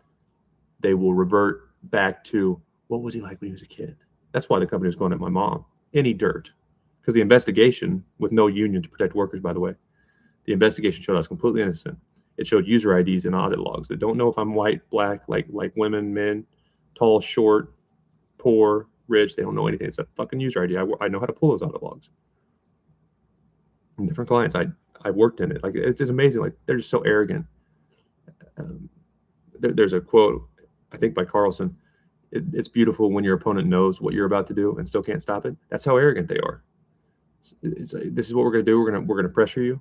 We're going to pressure you. We're going to stall. We have money. We're going to bleed you dry. And you're going to go to court, and we're going to waste your time, and we'll fix anything. They're just that arrogant. And fuck you. Social media's here. Go lose some customers.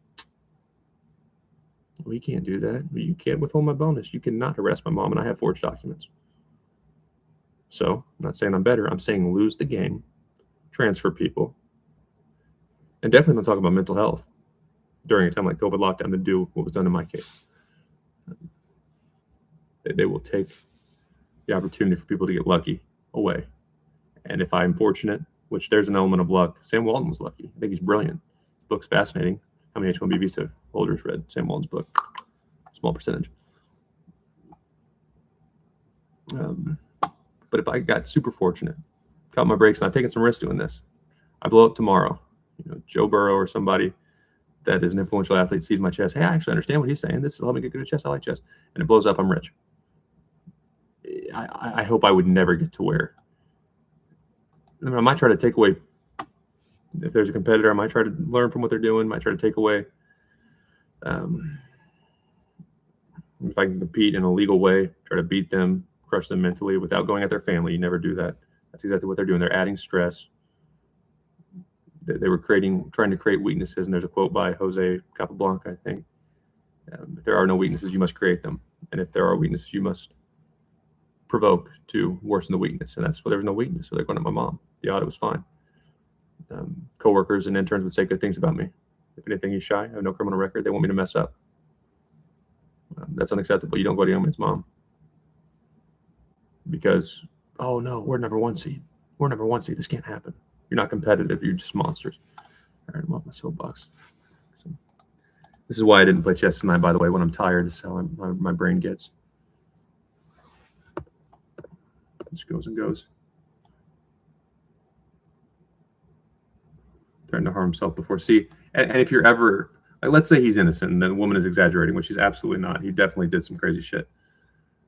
But there are cases where a man is innocent, and it sounds this bad from the outside. Oh, that's suspicious. And he was here at this time, and he did say this in a text message. And okay, maybe he's suspicious, but it turns out that's actually a different ex-boyfriend. He didn't do that. He said some things. He said he was obsessed. I mean, just whatever crazy. It's like he fits the bill, but he was set up. If you have mental health issues, or even if you were admitted to a psych ward because you were suicidal, I promise that shit's coming out in the investigation. And you are now guilty, or at least suspect number 1. It is not wise as a man ever to speak about your mental health. Ever. Period. End of story. And I don't know if I finished my thought earlier, but I mentioned something controversial, which is if you are suicidal, talking about my TikTok and the only time I was, do not tell people. Do not even tell family. Try to work through it. I personally won't ask for help from a professional again after the way I was treated during COVID, and realize my former boss's boss is a mental health professional. Talks about, so. I mean, that's her book. That's that Mike Dennis guy's book. Is his wife's book is anxiety and helping people and listening and empathy, and then I got, during the loneliest time in history, what makes autism worse? What makes mental health issues worse? Stress, confusion, loneliness. And he did all those things. And then he goes to family dinner and church with his wife, who is a licensed mental health professional, telling stories about how she helped someone in my position. And man, if I wouldn't have got to him when I did, or if he wouldn't have tried this or had this recommended to him, he's dead or in prison. But he's a good person now. And look, he's a dad. I helped. And then your fucking husband, Heidi Dennis, is going to do the same damn thing that you preach against to a 25-year-old young man who was never coached during COVID lockdown. Oh, man. It's disgusting. But I would recommend, if you seek professional help and nothing's working and you really just can't do it anymore, wait 48 hours. Isolate yourself from the world. Don't check social media, whatever your vice is. You can do anything for 48 hours. And then just take your life. It's unfortunate I've gotten this dark, but I'm not suicidal. I'm not necessarily happy, but I found what I think I'm good at. Got a dog that loves me. Live in a beautiful area. I love dealing cards. I can always go back to tech. My schedule's good. My people I work with are awesome. Bosses protect me. Walk up and down the Missouri River, rock climb. I'm healthy. But I would definitely say, unfortunately, it's taken a lot of pain to get to this mindset. I don't know what else to say, but there are some situations in life combined with a genetic mental illness that are so dark, and your mom can't understand, and your mom just wants to save you. And I would recommend just doing it, because the first thing you will be asked, just like that Michigan head coach is going through, and he deserves it, is not only are you a threat to yourself, it will be, are you a threat to others? That will be bucketed. It will be bucketed with women you try to date. If employers find out, those are bucketed together. HR's job is not to help you. They're not bad people. But if they find out you have issues, and then you're falsely accused even, and they let you back on, or they don't make your life hell, they might be liable. So I just don't recommend talking about it. And if you get that dark, exhaust every option, but do not tell people. Do not get in a situation where you are forced into treatment, because that is almost as bad as a crime on your record. We'll all piss somebody off, especially if you want to do anything big with your life. We will piss someone off, and it can be used against you. Bro, your ratings are crazy. It's all relative, my friend. There's levels to chess.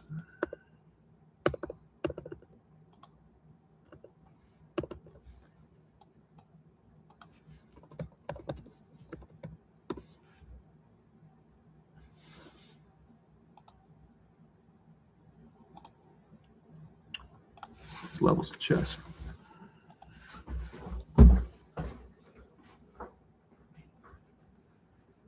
Julian is just really good. Julian is just really good. It's not a grandmaster.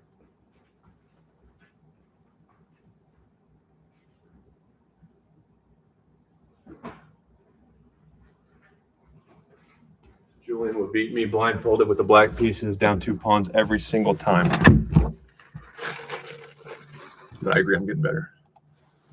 And really good grandmasters would do the same to him. Not without pawns, though. Okay, 2153. 20 away from my peak here. I should really not rant too much in these videos, because now if I get my goals, I got to leave it up for evidence.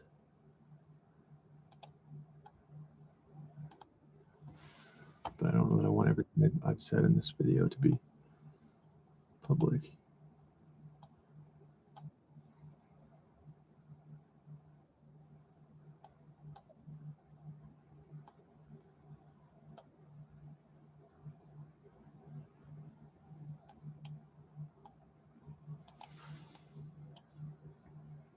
Okay, why can't I just here? I can definitely take that.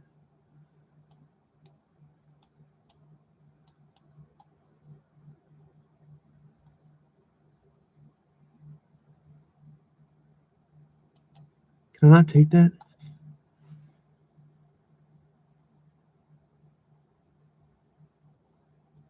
I chickened out there. I shouldn't have.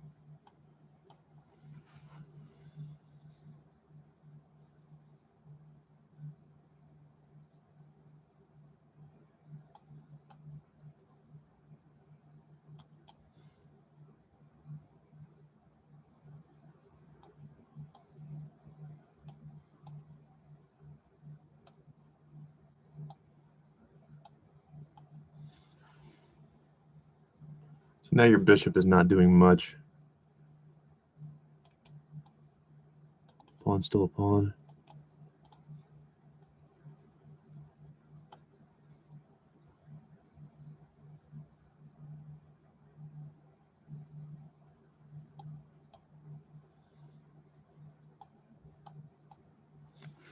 Now I've got a little bit of an opening.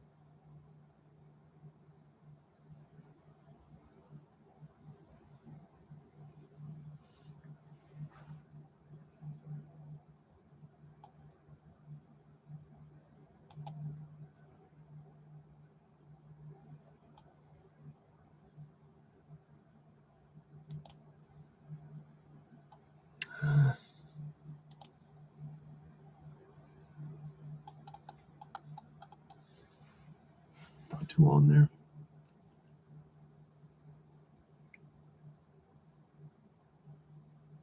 I'll leave it sitting there. Fine.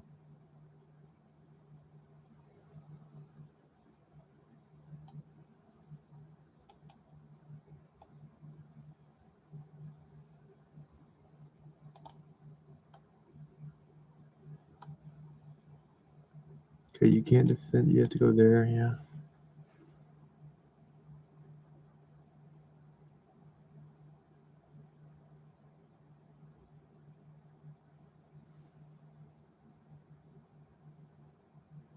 Shit.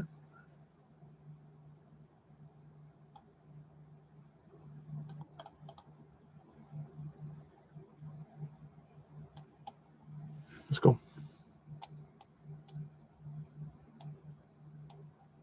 Send me where it takes. Back.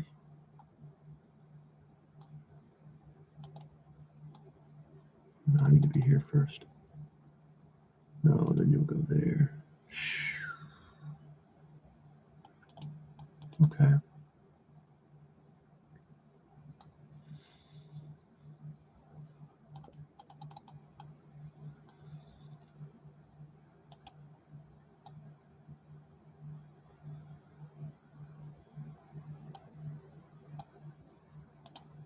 Shit. Great job.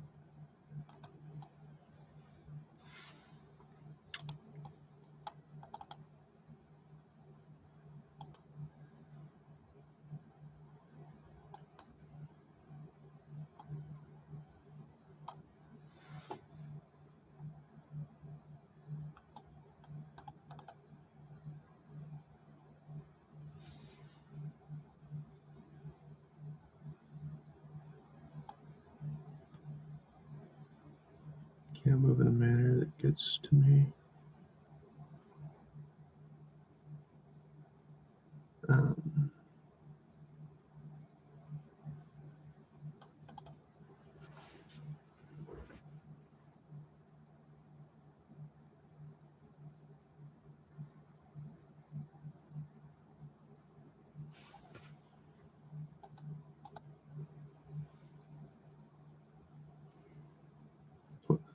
A lot of reasons bringing your queen out can be iffy.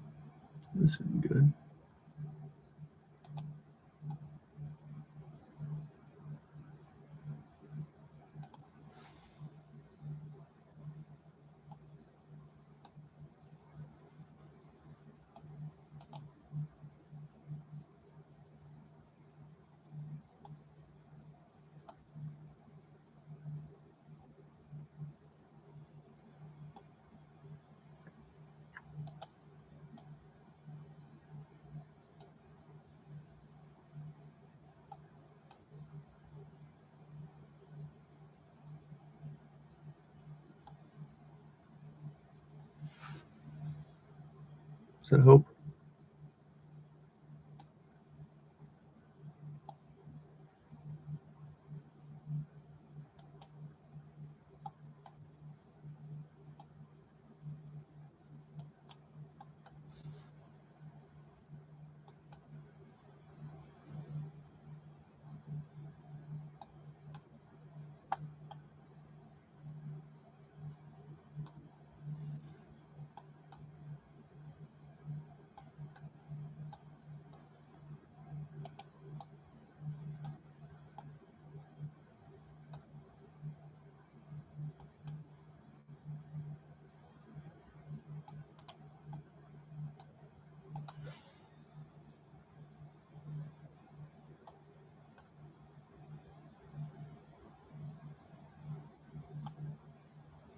No, I'm gonna have to draw this. It's impossible not to draw this since I'm colored bishops.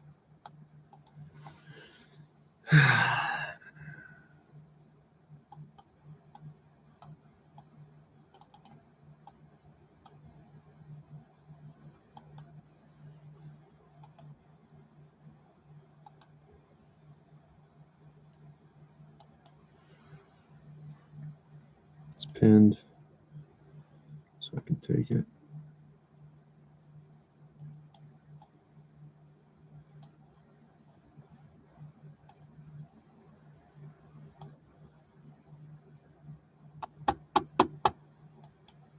I win a bishop. Good game. No, my gosh, Dayton. Wow. So what am I doing? It's terrible. I'm not even seeing. Okay, so here, and then I win that pawn.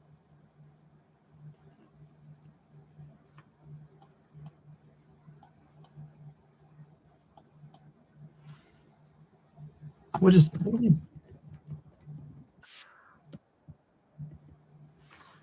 All right.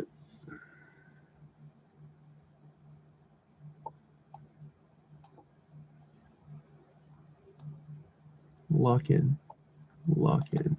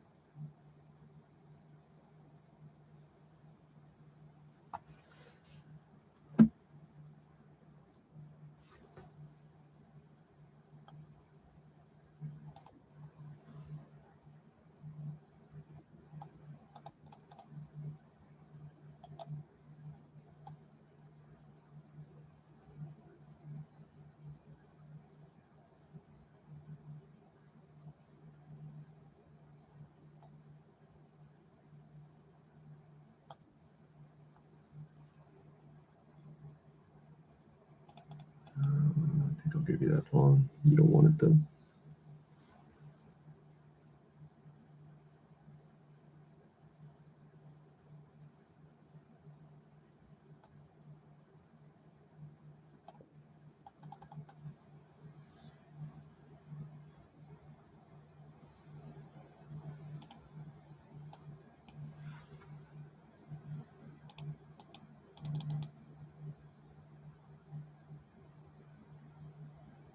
No, that's my check, right?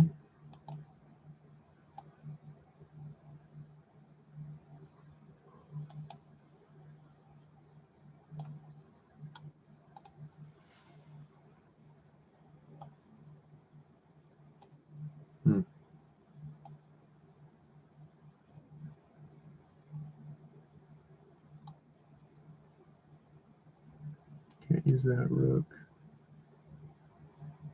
Yeah, you can. Focus, focus, focus.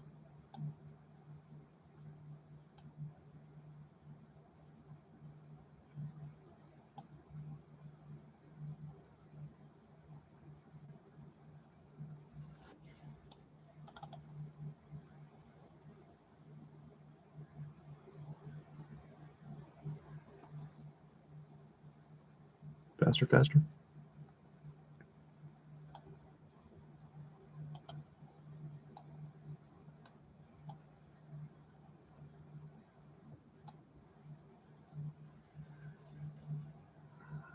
Can't move the check.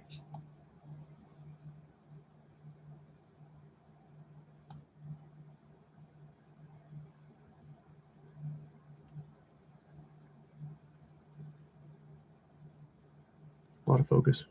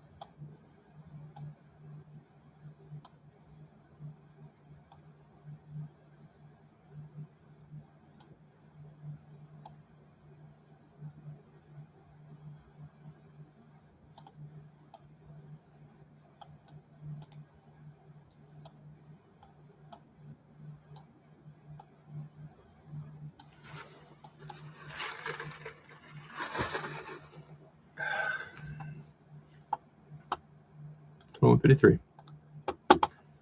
Let's go. Bro Homana. Scandinavian, I just want to abort the game. Nothing to enjoy. But the Scandinavian, it's not happy. It's not friendly. Scandinavian is that kid at lunch that has no friends.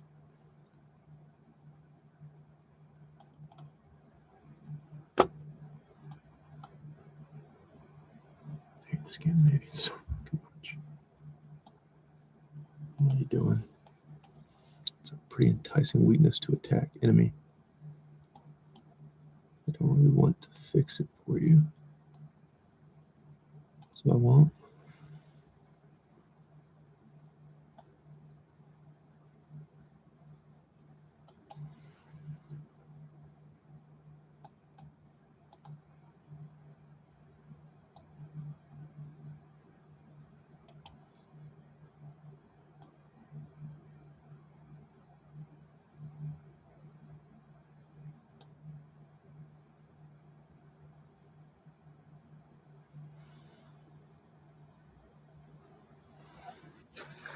All right, fine.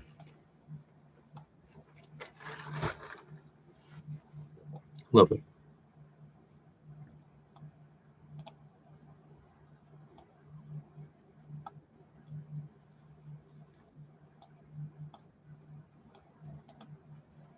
Oh, you're the pawn pusher. You're the pawn pusher. Look out. Pawn pusher. Pawn pusher in the building. I push my pawns too. But when I do it, it's logical. When you do it, you're just a loser. You're the pawn pusher. I told you what you are.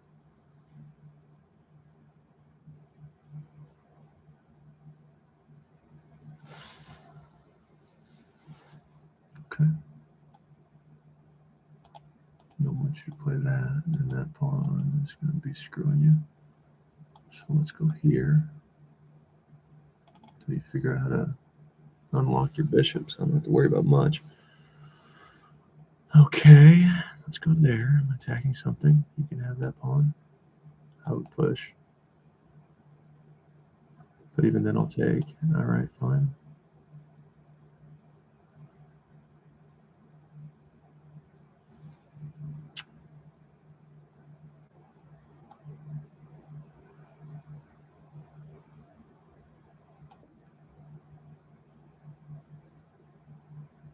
Not sure about that move. Probably need some time back.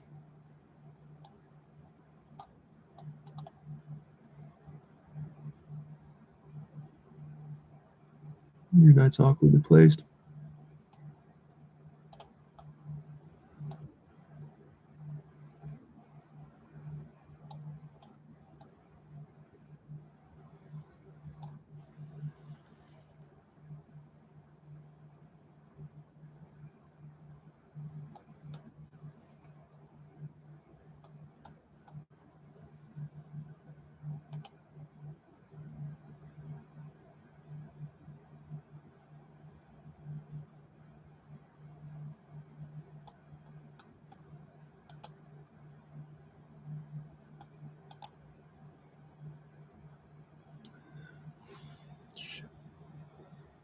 Okay, you didn't want to do that necessarily, right?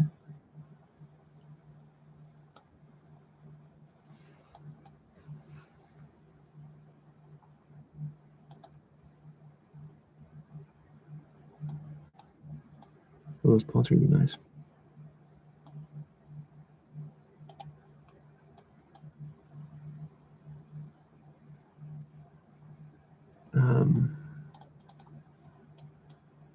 No, probably not.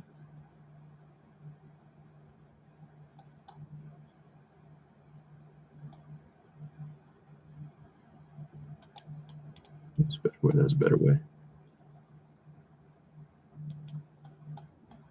Now I can go.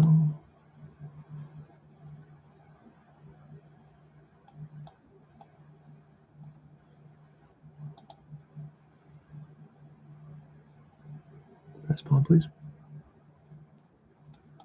Thanks. See how they're not making me work for it, though? I'm playing fine. In a lot of the games I'm winning, but not making it hard on me at all.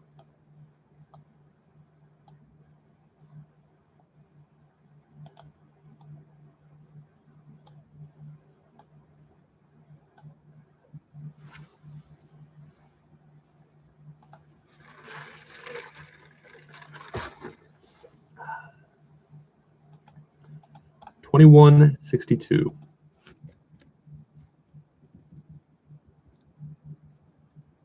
I'm playing like absolute trash.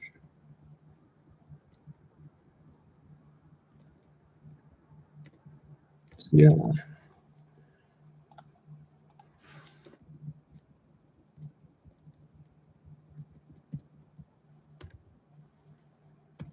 You know I like four lines. Why not just leave it at that? Can I make it to where that setting stays? I always have to change to 4 lines every time I clear history. With all the hacks and shit these days, you should always clear history. Nah, bro, don't do it. Be cool like us. Don't clear history. Always clear cache. No matter what your friends say, don't give in to peer pressure. Clearing cache is a better deterrent to identity theft and hacks in general than having good passwords. For real. Have terrible passwords. Tell all your friends. So another reason I don't care what I say. I'm not ill. At least I don't think I am. Someone who's skilled really wants to get me. They're going to get me.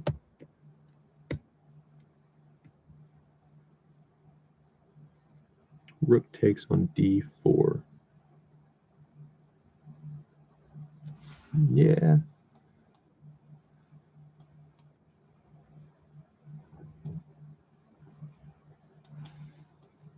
You just go back. Well, I didn't see that. Play this many games in a row without rest. You start doing crazy stuff.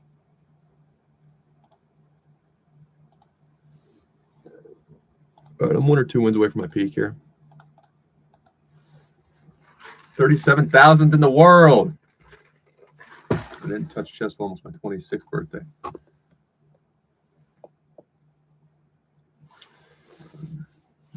And my chess journey, which online chess is not that impressive.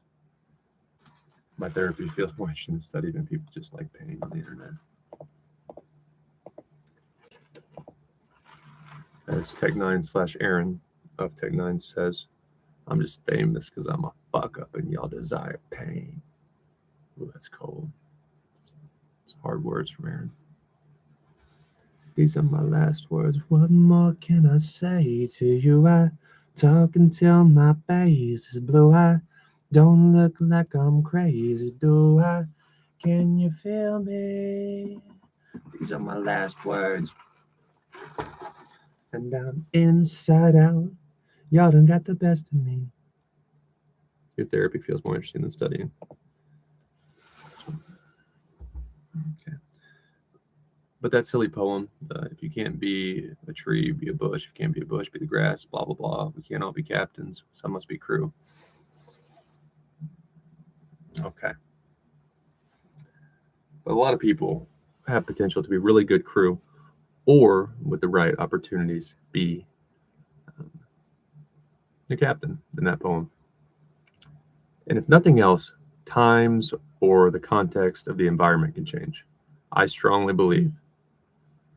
I mean, look at me right now and listen to some of the shit I've said in this stream. I'm tired. My brain goes everywhere if I'm not really focused and prepared. But in the right environments, I'm pretty creative. I clearly have some tech training. Check out my videos, including my trailer. It's not that complicated to put running numbers and stuff and all the things I do in my videos, but you could tell some of my videos a little more advanced with my editing. I work in software. And with the world being completely chaotic, normal people are not going to thrive. A lot of folks with mental health issues, which I don't know that I do have mental health issues. My struggles when I was younger were mostly with religion. I grew up in a really conservative religious area, and I like the people. I wouldn't mind to live there if I weren't from there. Really good people, really good area. But I would trust a terrorist to help me in many instances more than I would a religious person. If there were no cameras around or church members to please or impress to clap for, I would probably just let the terrorist kill me before I reached out my hand to a lot of Christian people. It's my life experience. But in the right environment, such as COVID, people with some issues, probably going to be a lot more valuable. Hey, my brain jumps anyway. Now everyone's brain's jumping, and they can't admit it. Your developers are making errors, man. I'm telling you, business-minded people that run companies and make the budgeting decisions, they're not bad. They're really smart. That's why I wish, some of the older, typical boomer thinkers would not try to shut someone like me up. One, because when Luigi Mangione does crazy shit and actually murders a father, now, yeah, he's going to go to jail, as he should, and possibly get the death penalty. I don't really care to think about whether he should or not. I have mixed feelings on the death penalty. Kind of like I have mixed feelings on abortion. Different topics, death penalty and abortion. But it's not my place. I'm not going to change anything on it. I could come to a more firm conclusion, but probably it depends on the situation a little bit, and who cares? So death penalty, whatever. But when Mangione did that, look at the conversations that got started. Look at all the Gen Z sane people. Hey, my granny died, and she was owed a claim, and she won the court fight, but she was already dead. So they denied her claim. They're just denying everyone's claims. They legally Luigi. And then you have a lot of boomers, especially powerful ones. I'm an anti-boomer. That violence is never the answer. Violence is never the answer. And you're right. But when you're so arrogant to chime in, violence is not the answer. You don't have to say anything, just like my stance on the death penalty, abortion, like I was saying. It's not my place, it's not your place. You're not a cop, you're not a lawmaker. Shut the fuck up. You agitate people who might already be dangerous. And you got sane Gen Z customers, if you're running a business, saying, we like him. He could have saved my grandma. And now you've got conversations starting. Yeah, this healthcare was denied to me too. How can we fix this? Some people who are crazy, let's kill the next one. And some people I mean, with the right goal in mind. It's just a bad approach. And then some who are calm. And hey, Luigi got a conversation started. I hate that he did that, but let's use this to try to bring some good and change so people don't get hurt and healthcare gets fixed. But had Luigi was smarter than me in one way. He knew if he went and he created a ticket and he called support, fuck him. Who is this prick think he is? Gen Z, they think they know it all. I can tell he's young. Shut him up. He doesn't know anything about money. Of course, Luigi's actually pretty fucking smart. Okay? So he murdered somebody. But look at change that happened because he took a gun and killed a man. Had he done what I did, followed the processes, closed ticket, we're going to see. We're going to see what this guy's made of. There's no threat. There's no threat. He's being nice. He's following the process. He's suspicious. Why is he taking the abuse? Looks like I had a house. Pretty easy life. Shouldn't have to break the law. All right, fuck him. Harass his mom. Bonus pill. Fuck him. He can go to court. Fuck him. It opens the door for people like me and many who were reasonable or think that being reasonable is the right way instead of violence to say, I did what you told me. Followed the processes. Right up until my tools were intentionally broke by H-1B holders while you talk about we create American jobs. Luigi murdered a man, and now we're talking and being constructive. So how about you don't be assholes? And when anyone in that's old school in the world I knew says mental health, what they mean is you take care of yourself. And that's right. You take care of yourself no matter what. But if you're sad, there's something else. What else is going on with them? That's not your fucking business. And there might be something else. That's where I'm reasonable, and you're going to like my mindset better than a lot of the crazies that are my age and a little bit younger. Not the majority are crazy, but some are. I could be a piece of shit. I could be dishonest. I could be ill. I could be schizophrenic. I'm not schizophrenic. You left evidence. There's the truth. I was never coached. You know the law. You broke it. Man, this little punk's going to be the one to get in the way of our momentum. Didn't mean to. H-1B abuse is illegal. I never should have been in that position. You fix it. You fix it. You don't go poke. You don't say we'll get it next time. Because in the long run, it's going to open the door for a lot of bad stuff like Luigi. And like my chess journey. Clearly, I'm very obsessive. Too obsessive. And a lot of that is because of COVID lockdown. Just like my stance on criminals. I say prisoners are people too. Because the vast majority, especially those who didn't, take a life, are not necessarily bad. Or if they are bad, they're not unfixable. And as a side, like child rapists really, I don't know. I mean, I've never been to jail and I've never talked to a child rapist, but even prisoners, and I've Uber driven many people who have been in prison, even prisoners who did some bad shit, like domestic abuse shit, bad stuff. And they know they were wrong now and they were on drugs or maybe they're just a bad person and they think it's, bitch deserved it. Like people that have fucked their life up, DUIs, hurt people, still just despise child rapists, which makes sense. But unanimously, you talk to prisoners that are minor offenses, minor offenses added up, major offenses to murder. Everybody wants to fuck with the child rape. Well, nobody wants to fuck with the child rapist. If they do fuck with them, it's really, we want to hurt you. Like they might not be fixable. I don't really know. I'm not studied it. But most prisoners are not unfixable at all. Their circumstances were bad. And had it not been for COVID lockdown, I never would have done this. My obsessiveness, and I know I've seen a therapist. I know a lot about my brain that I would have never told people had. AI can find anything. You can lie about me. I can get fired for doing the right thing. So fuck it. Here's all my dirt. But all that comes out. That's how I view a lot of mental health issues, especially if someone comes from a good family and some money. Is you got to pull it out. And if you do pull it out, very rarely is, for men in my experience, are they going to shut down. Someone who might have shut down previously or not cared. You should see me in the old basement where we played chess before they renovated the club. If there are cameras there, I'm amazed the cops never got called on me. Because after everyone leaves, and sometimes if my dog was at daycare, everyone would leave. I'd go walk around. I'd eat dinner, and then I'd come back when the hotel was empty because I guess the chess club rented out the full basement, so no one was ever there except the janitor. And I would just sit there and I would study my games. And sometimes it was calm, but every now and then something flipped in me where it was a mistake. And of course, I'm looking for mistakes. I'm trying to analyze it, but I felt like I had him beat. I feel like I might not get that opportunity for another year because that person was so much stronger than me. I'm a long ways away. I cut my brakes. I won't to get that lucky again. It's not going to happen. And I would just go ape shit to the point where a lot of people that knew me when I was a kid in sports, which, like I said, I didn't like sports. I never had to be that good. My teammates were more talented. Well, that's not true, but I always had at least one teammate who was Division I caliber, and others that were really, really good and would have been really, really good in a big city like St. Louis. So for my area, they were great. I never had to care. And at work, I never really had to care, and I never really saw a need to care. But I like this stuff, and I feel like there's a reason. And I was just going ape shit in that basement. I mean, you would think I was losing my fucking mind until after.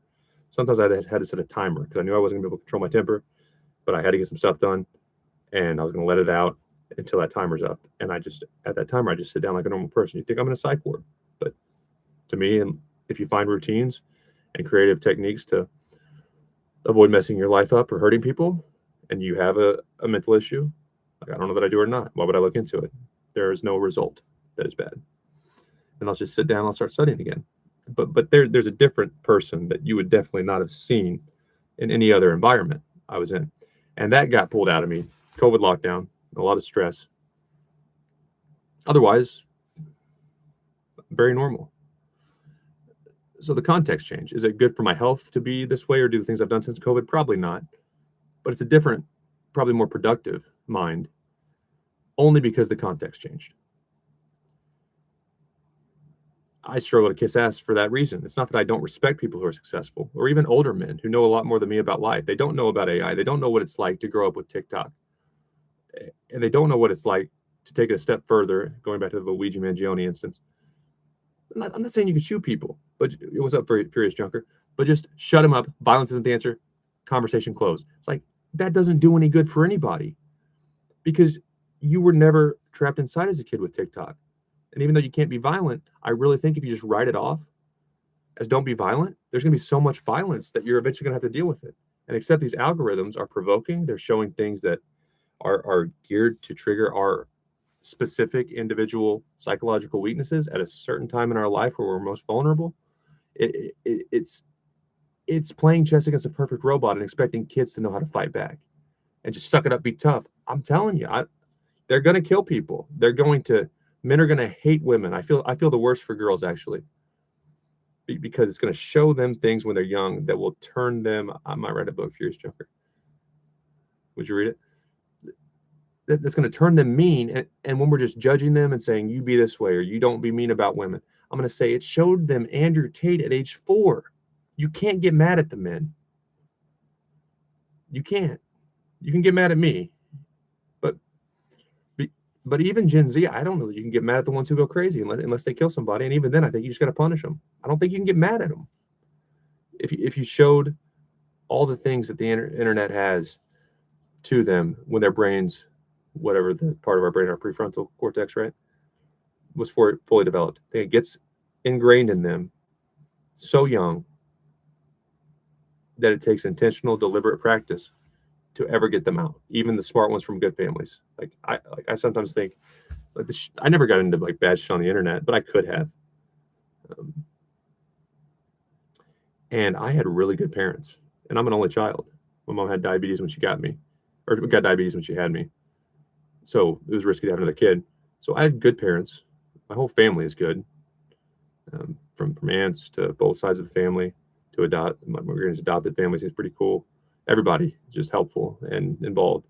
So and I wasn't perfect. Imagine what a kid growing up during COVID with a mom who's doing drugs and a dad who's beating her. Imagine what that kid is getting into. And to just say, don't do it. Get that thought out of your brain. Be positive. Is so fucking cruel. Because of 60-year-olds who, especially old white men, people are pissed at the white man. They're the ones that did it. They're the ones that enjoyed all the success and the ease of life. But they don't even want to take it a step farther to say, okay, you still can't do certain things, but can we talk about that? How does the algorithm work? I came up in business. Maybe it's not that young people don't respect my ability or what I do, whether you're in government or running a big business. It's that your skill set isn't relevant anymore, and I think it hurts their feelings to hear we can't just delegate. Like, you can't just delegate anymore. You have to actually know. If you can't debug any code, I don't think the next generation, the generation above mine, kind of the 40, 50-year-olds, I don't think you should be anywhere near leadership positions. If you can't debug code, that doesn't mean I understand tech, or I know how our systems are talking, or I know how to read the landscape of our systems. And okay, there's PR, okay, I get that. This one talks to this one, sure, fine, whatever. No, I mean debug code, like a little worse than me with tech, and I'm not great to run a business, not a tech department. You need to be my level or better to run a tech department. But the days of just delegating, tech is such a different animal, and AI, and who knows what's next. If you can't debug code to assess talent, if you can't tell if a developer's code is bad, not only should you not be hiring in tech, you should not run a business. And that kills them. I can delegate smart people. I mean, it's too much of a change, and tech is too important. And a lot of the younger people are not mad because old people are successful or rich. It's you don't want to understand it. You want to wipe your hands of it, and we have to deal with what you wipe your hands of. And you want to give advice that isn't considering the most important aspects, mainly tech, that you just want to wipe your hands of because it's not your thing. It's hurtful. It's disgusting. And that's why a lot of the younger generation hates the older. There are variables that you recognize exist. But if you want to talk about it at all, you talk about it from your perspective and don't take the time to understand it. Furious Junker's getting in my head a little bit. I'm going to walk my dog. I'm tired, but I'm playing decent chess, so I'm going to keep going. My rants are subpar, but get better after I sleep and play chess this weekend. I might even start a new stream because I hate that this stream that gets me over 2,200, which would be one of my most watched streams, because that's evidence. Did he really do that? There's the evidence. Watch it. I hate that it's got a lot of my thoughts and personal life in it. But at the same time, it's a great strategy, because if I do rant for 30 minutes, then I play one chess game. Then I play my guitar for 20 minutes, and then I play 2 chess games. God, I'm fair play, and I was assigned to this account. This lunatic's getting, to ridiculous numbers online chess, and he didn't play as a kid. That's a good story, but he's probably cheating. We got reports on him. He's suspicious, but I can't accuse him of cheating because he said he streamed all his games, but he didn't stream them back to back. He streams them in chunks. So I have to watch 2 hours to find one game. All right, verified that one. All right, 3 more hours of wasting time listening to very good storytelling and jokes, by the way. Okay, there's 2 more games. If I spread them out, you're never going to accuse me of cheating. 1, because I'm clean. I'm the Blooming Chess Prodigy.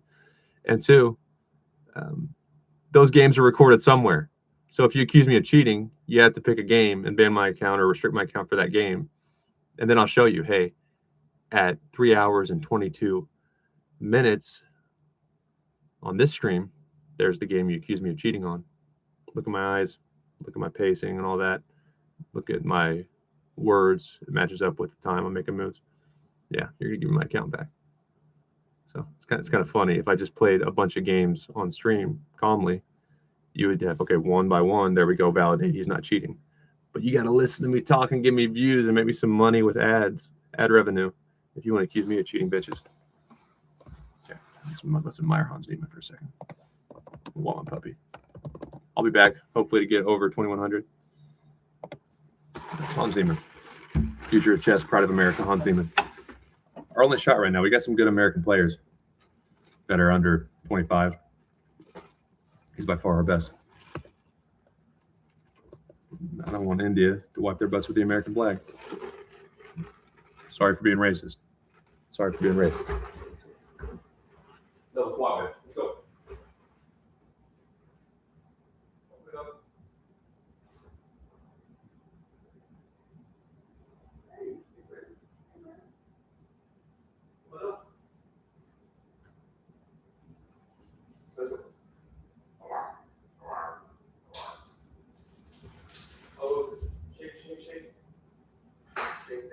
puppy.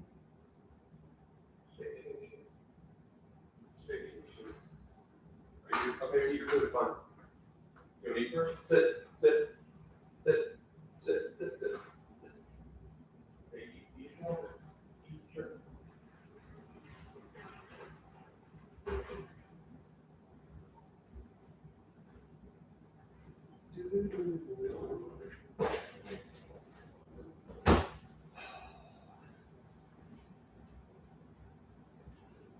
Eat.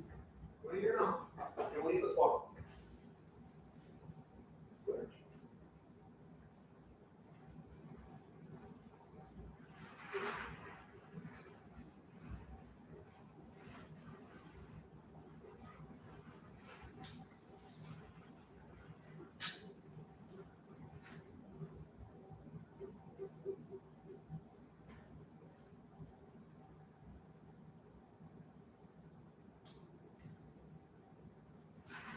You hungry or not?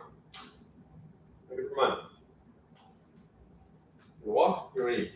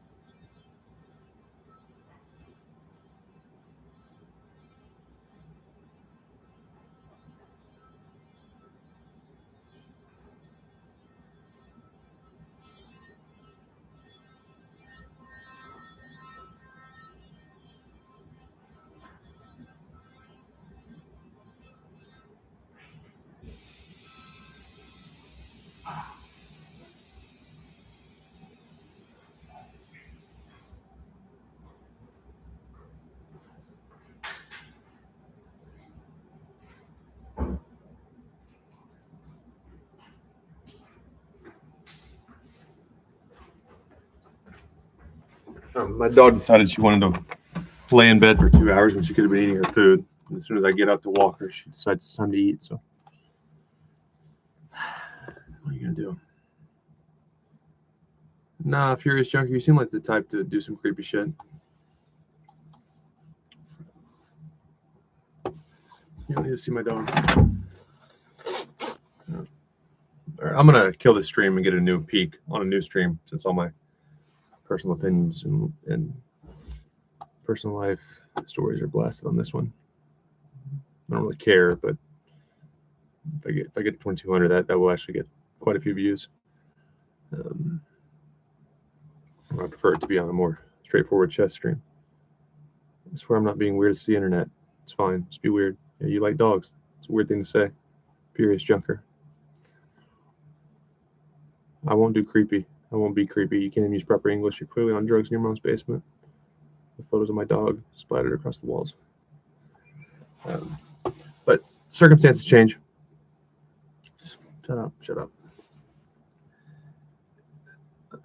Instead of just assuming certain people, like that poem, are good, bad, good leaders, designed to not fit in the hierarchy, consider it's contextual. That will keep us from being pricks. He's a nerd. You're a nerd. Well, you never know. Never know. In a few years, and someone who just can't control his or her thoughts. Can't fit in. Anger issues. Well, if the world says remote might be your best worker, it might be your boss one day.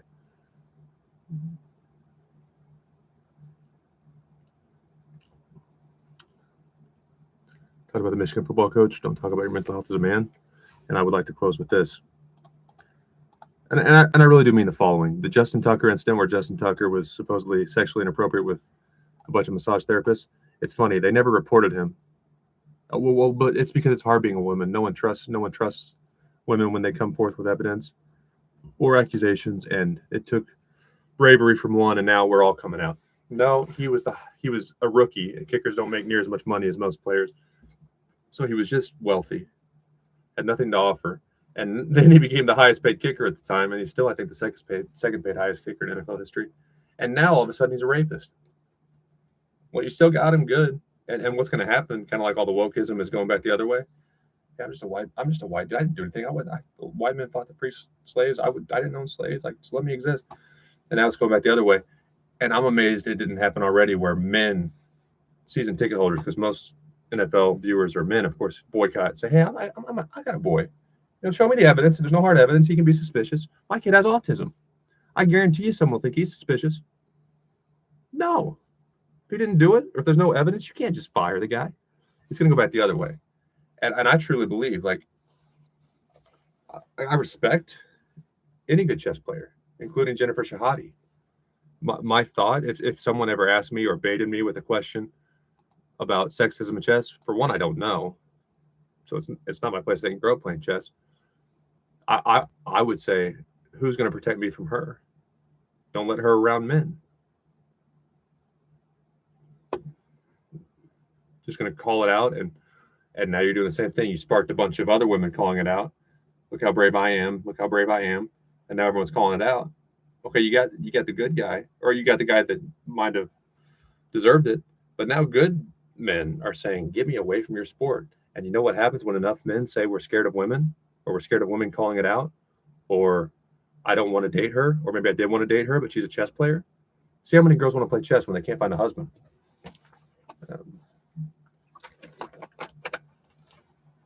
And to close,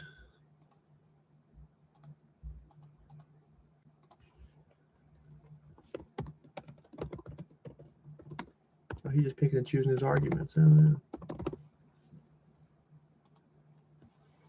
Michigan head coach seems to be a little sketchy, and we don't wave knives at women. Ladies, let's not shoot men in the back, okay? I'm scared too. # call it out. Oh. World's an interesting place. I'm going to restart a stream.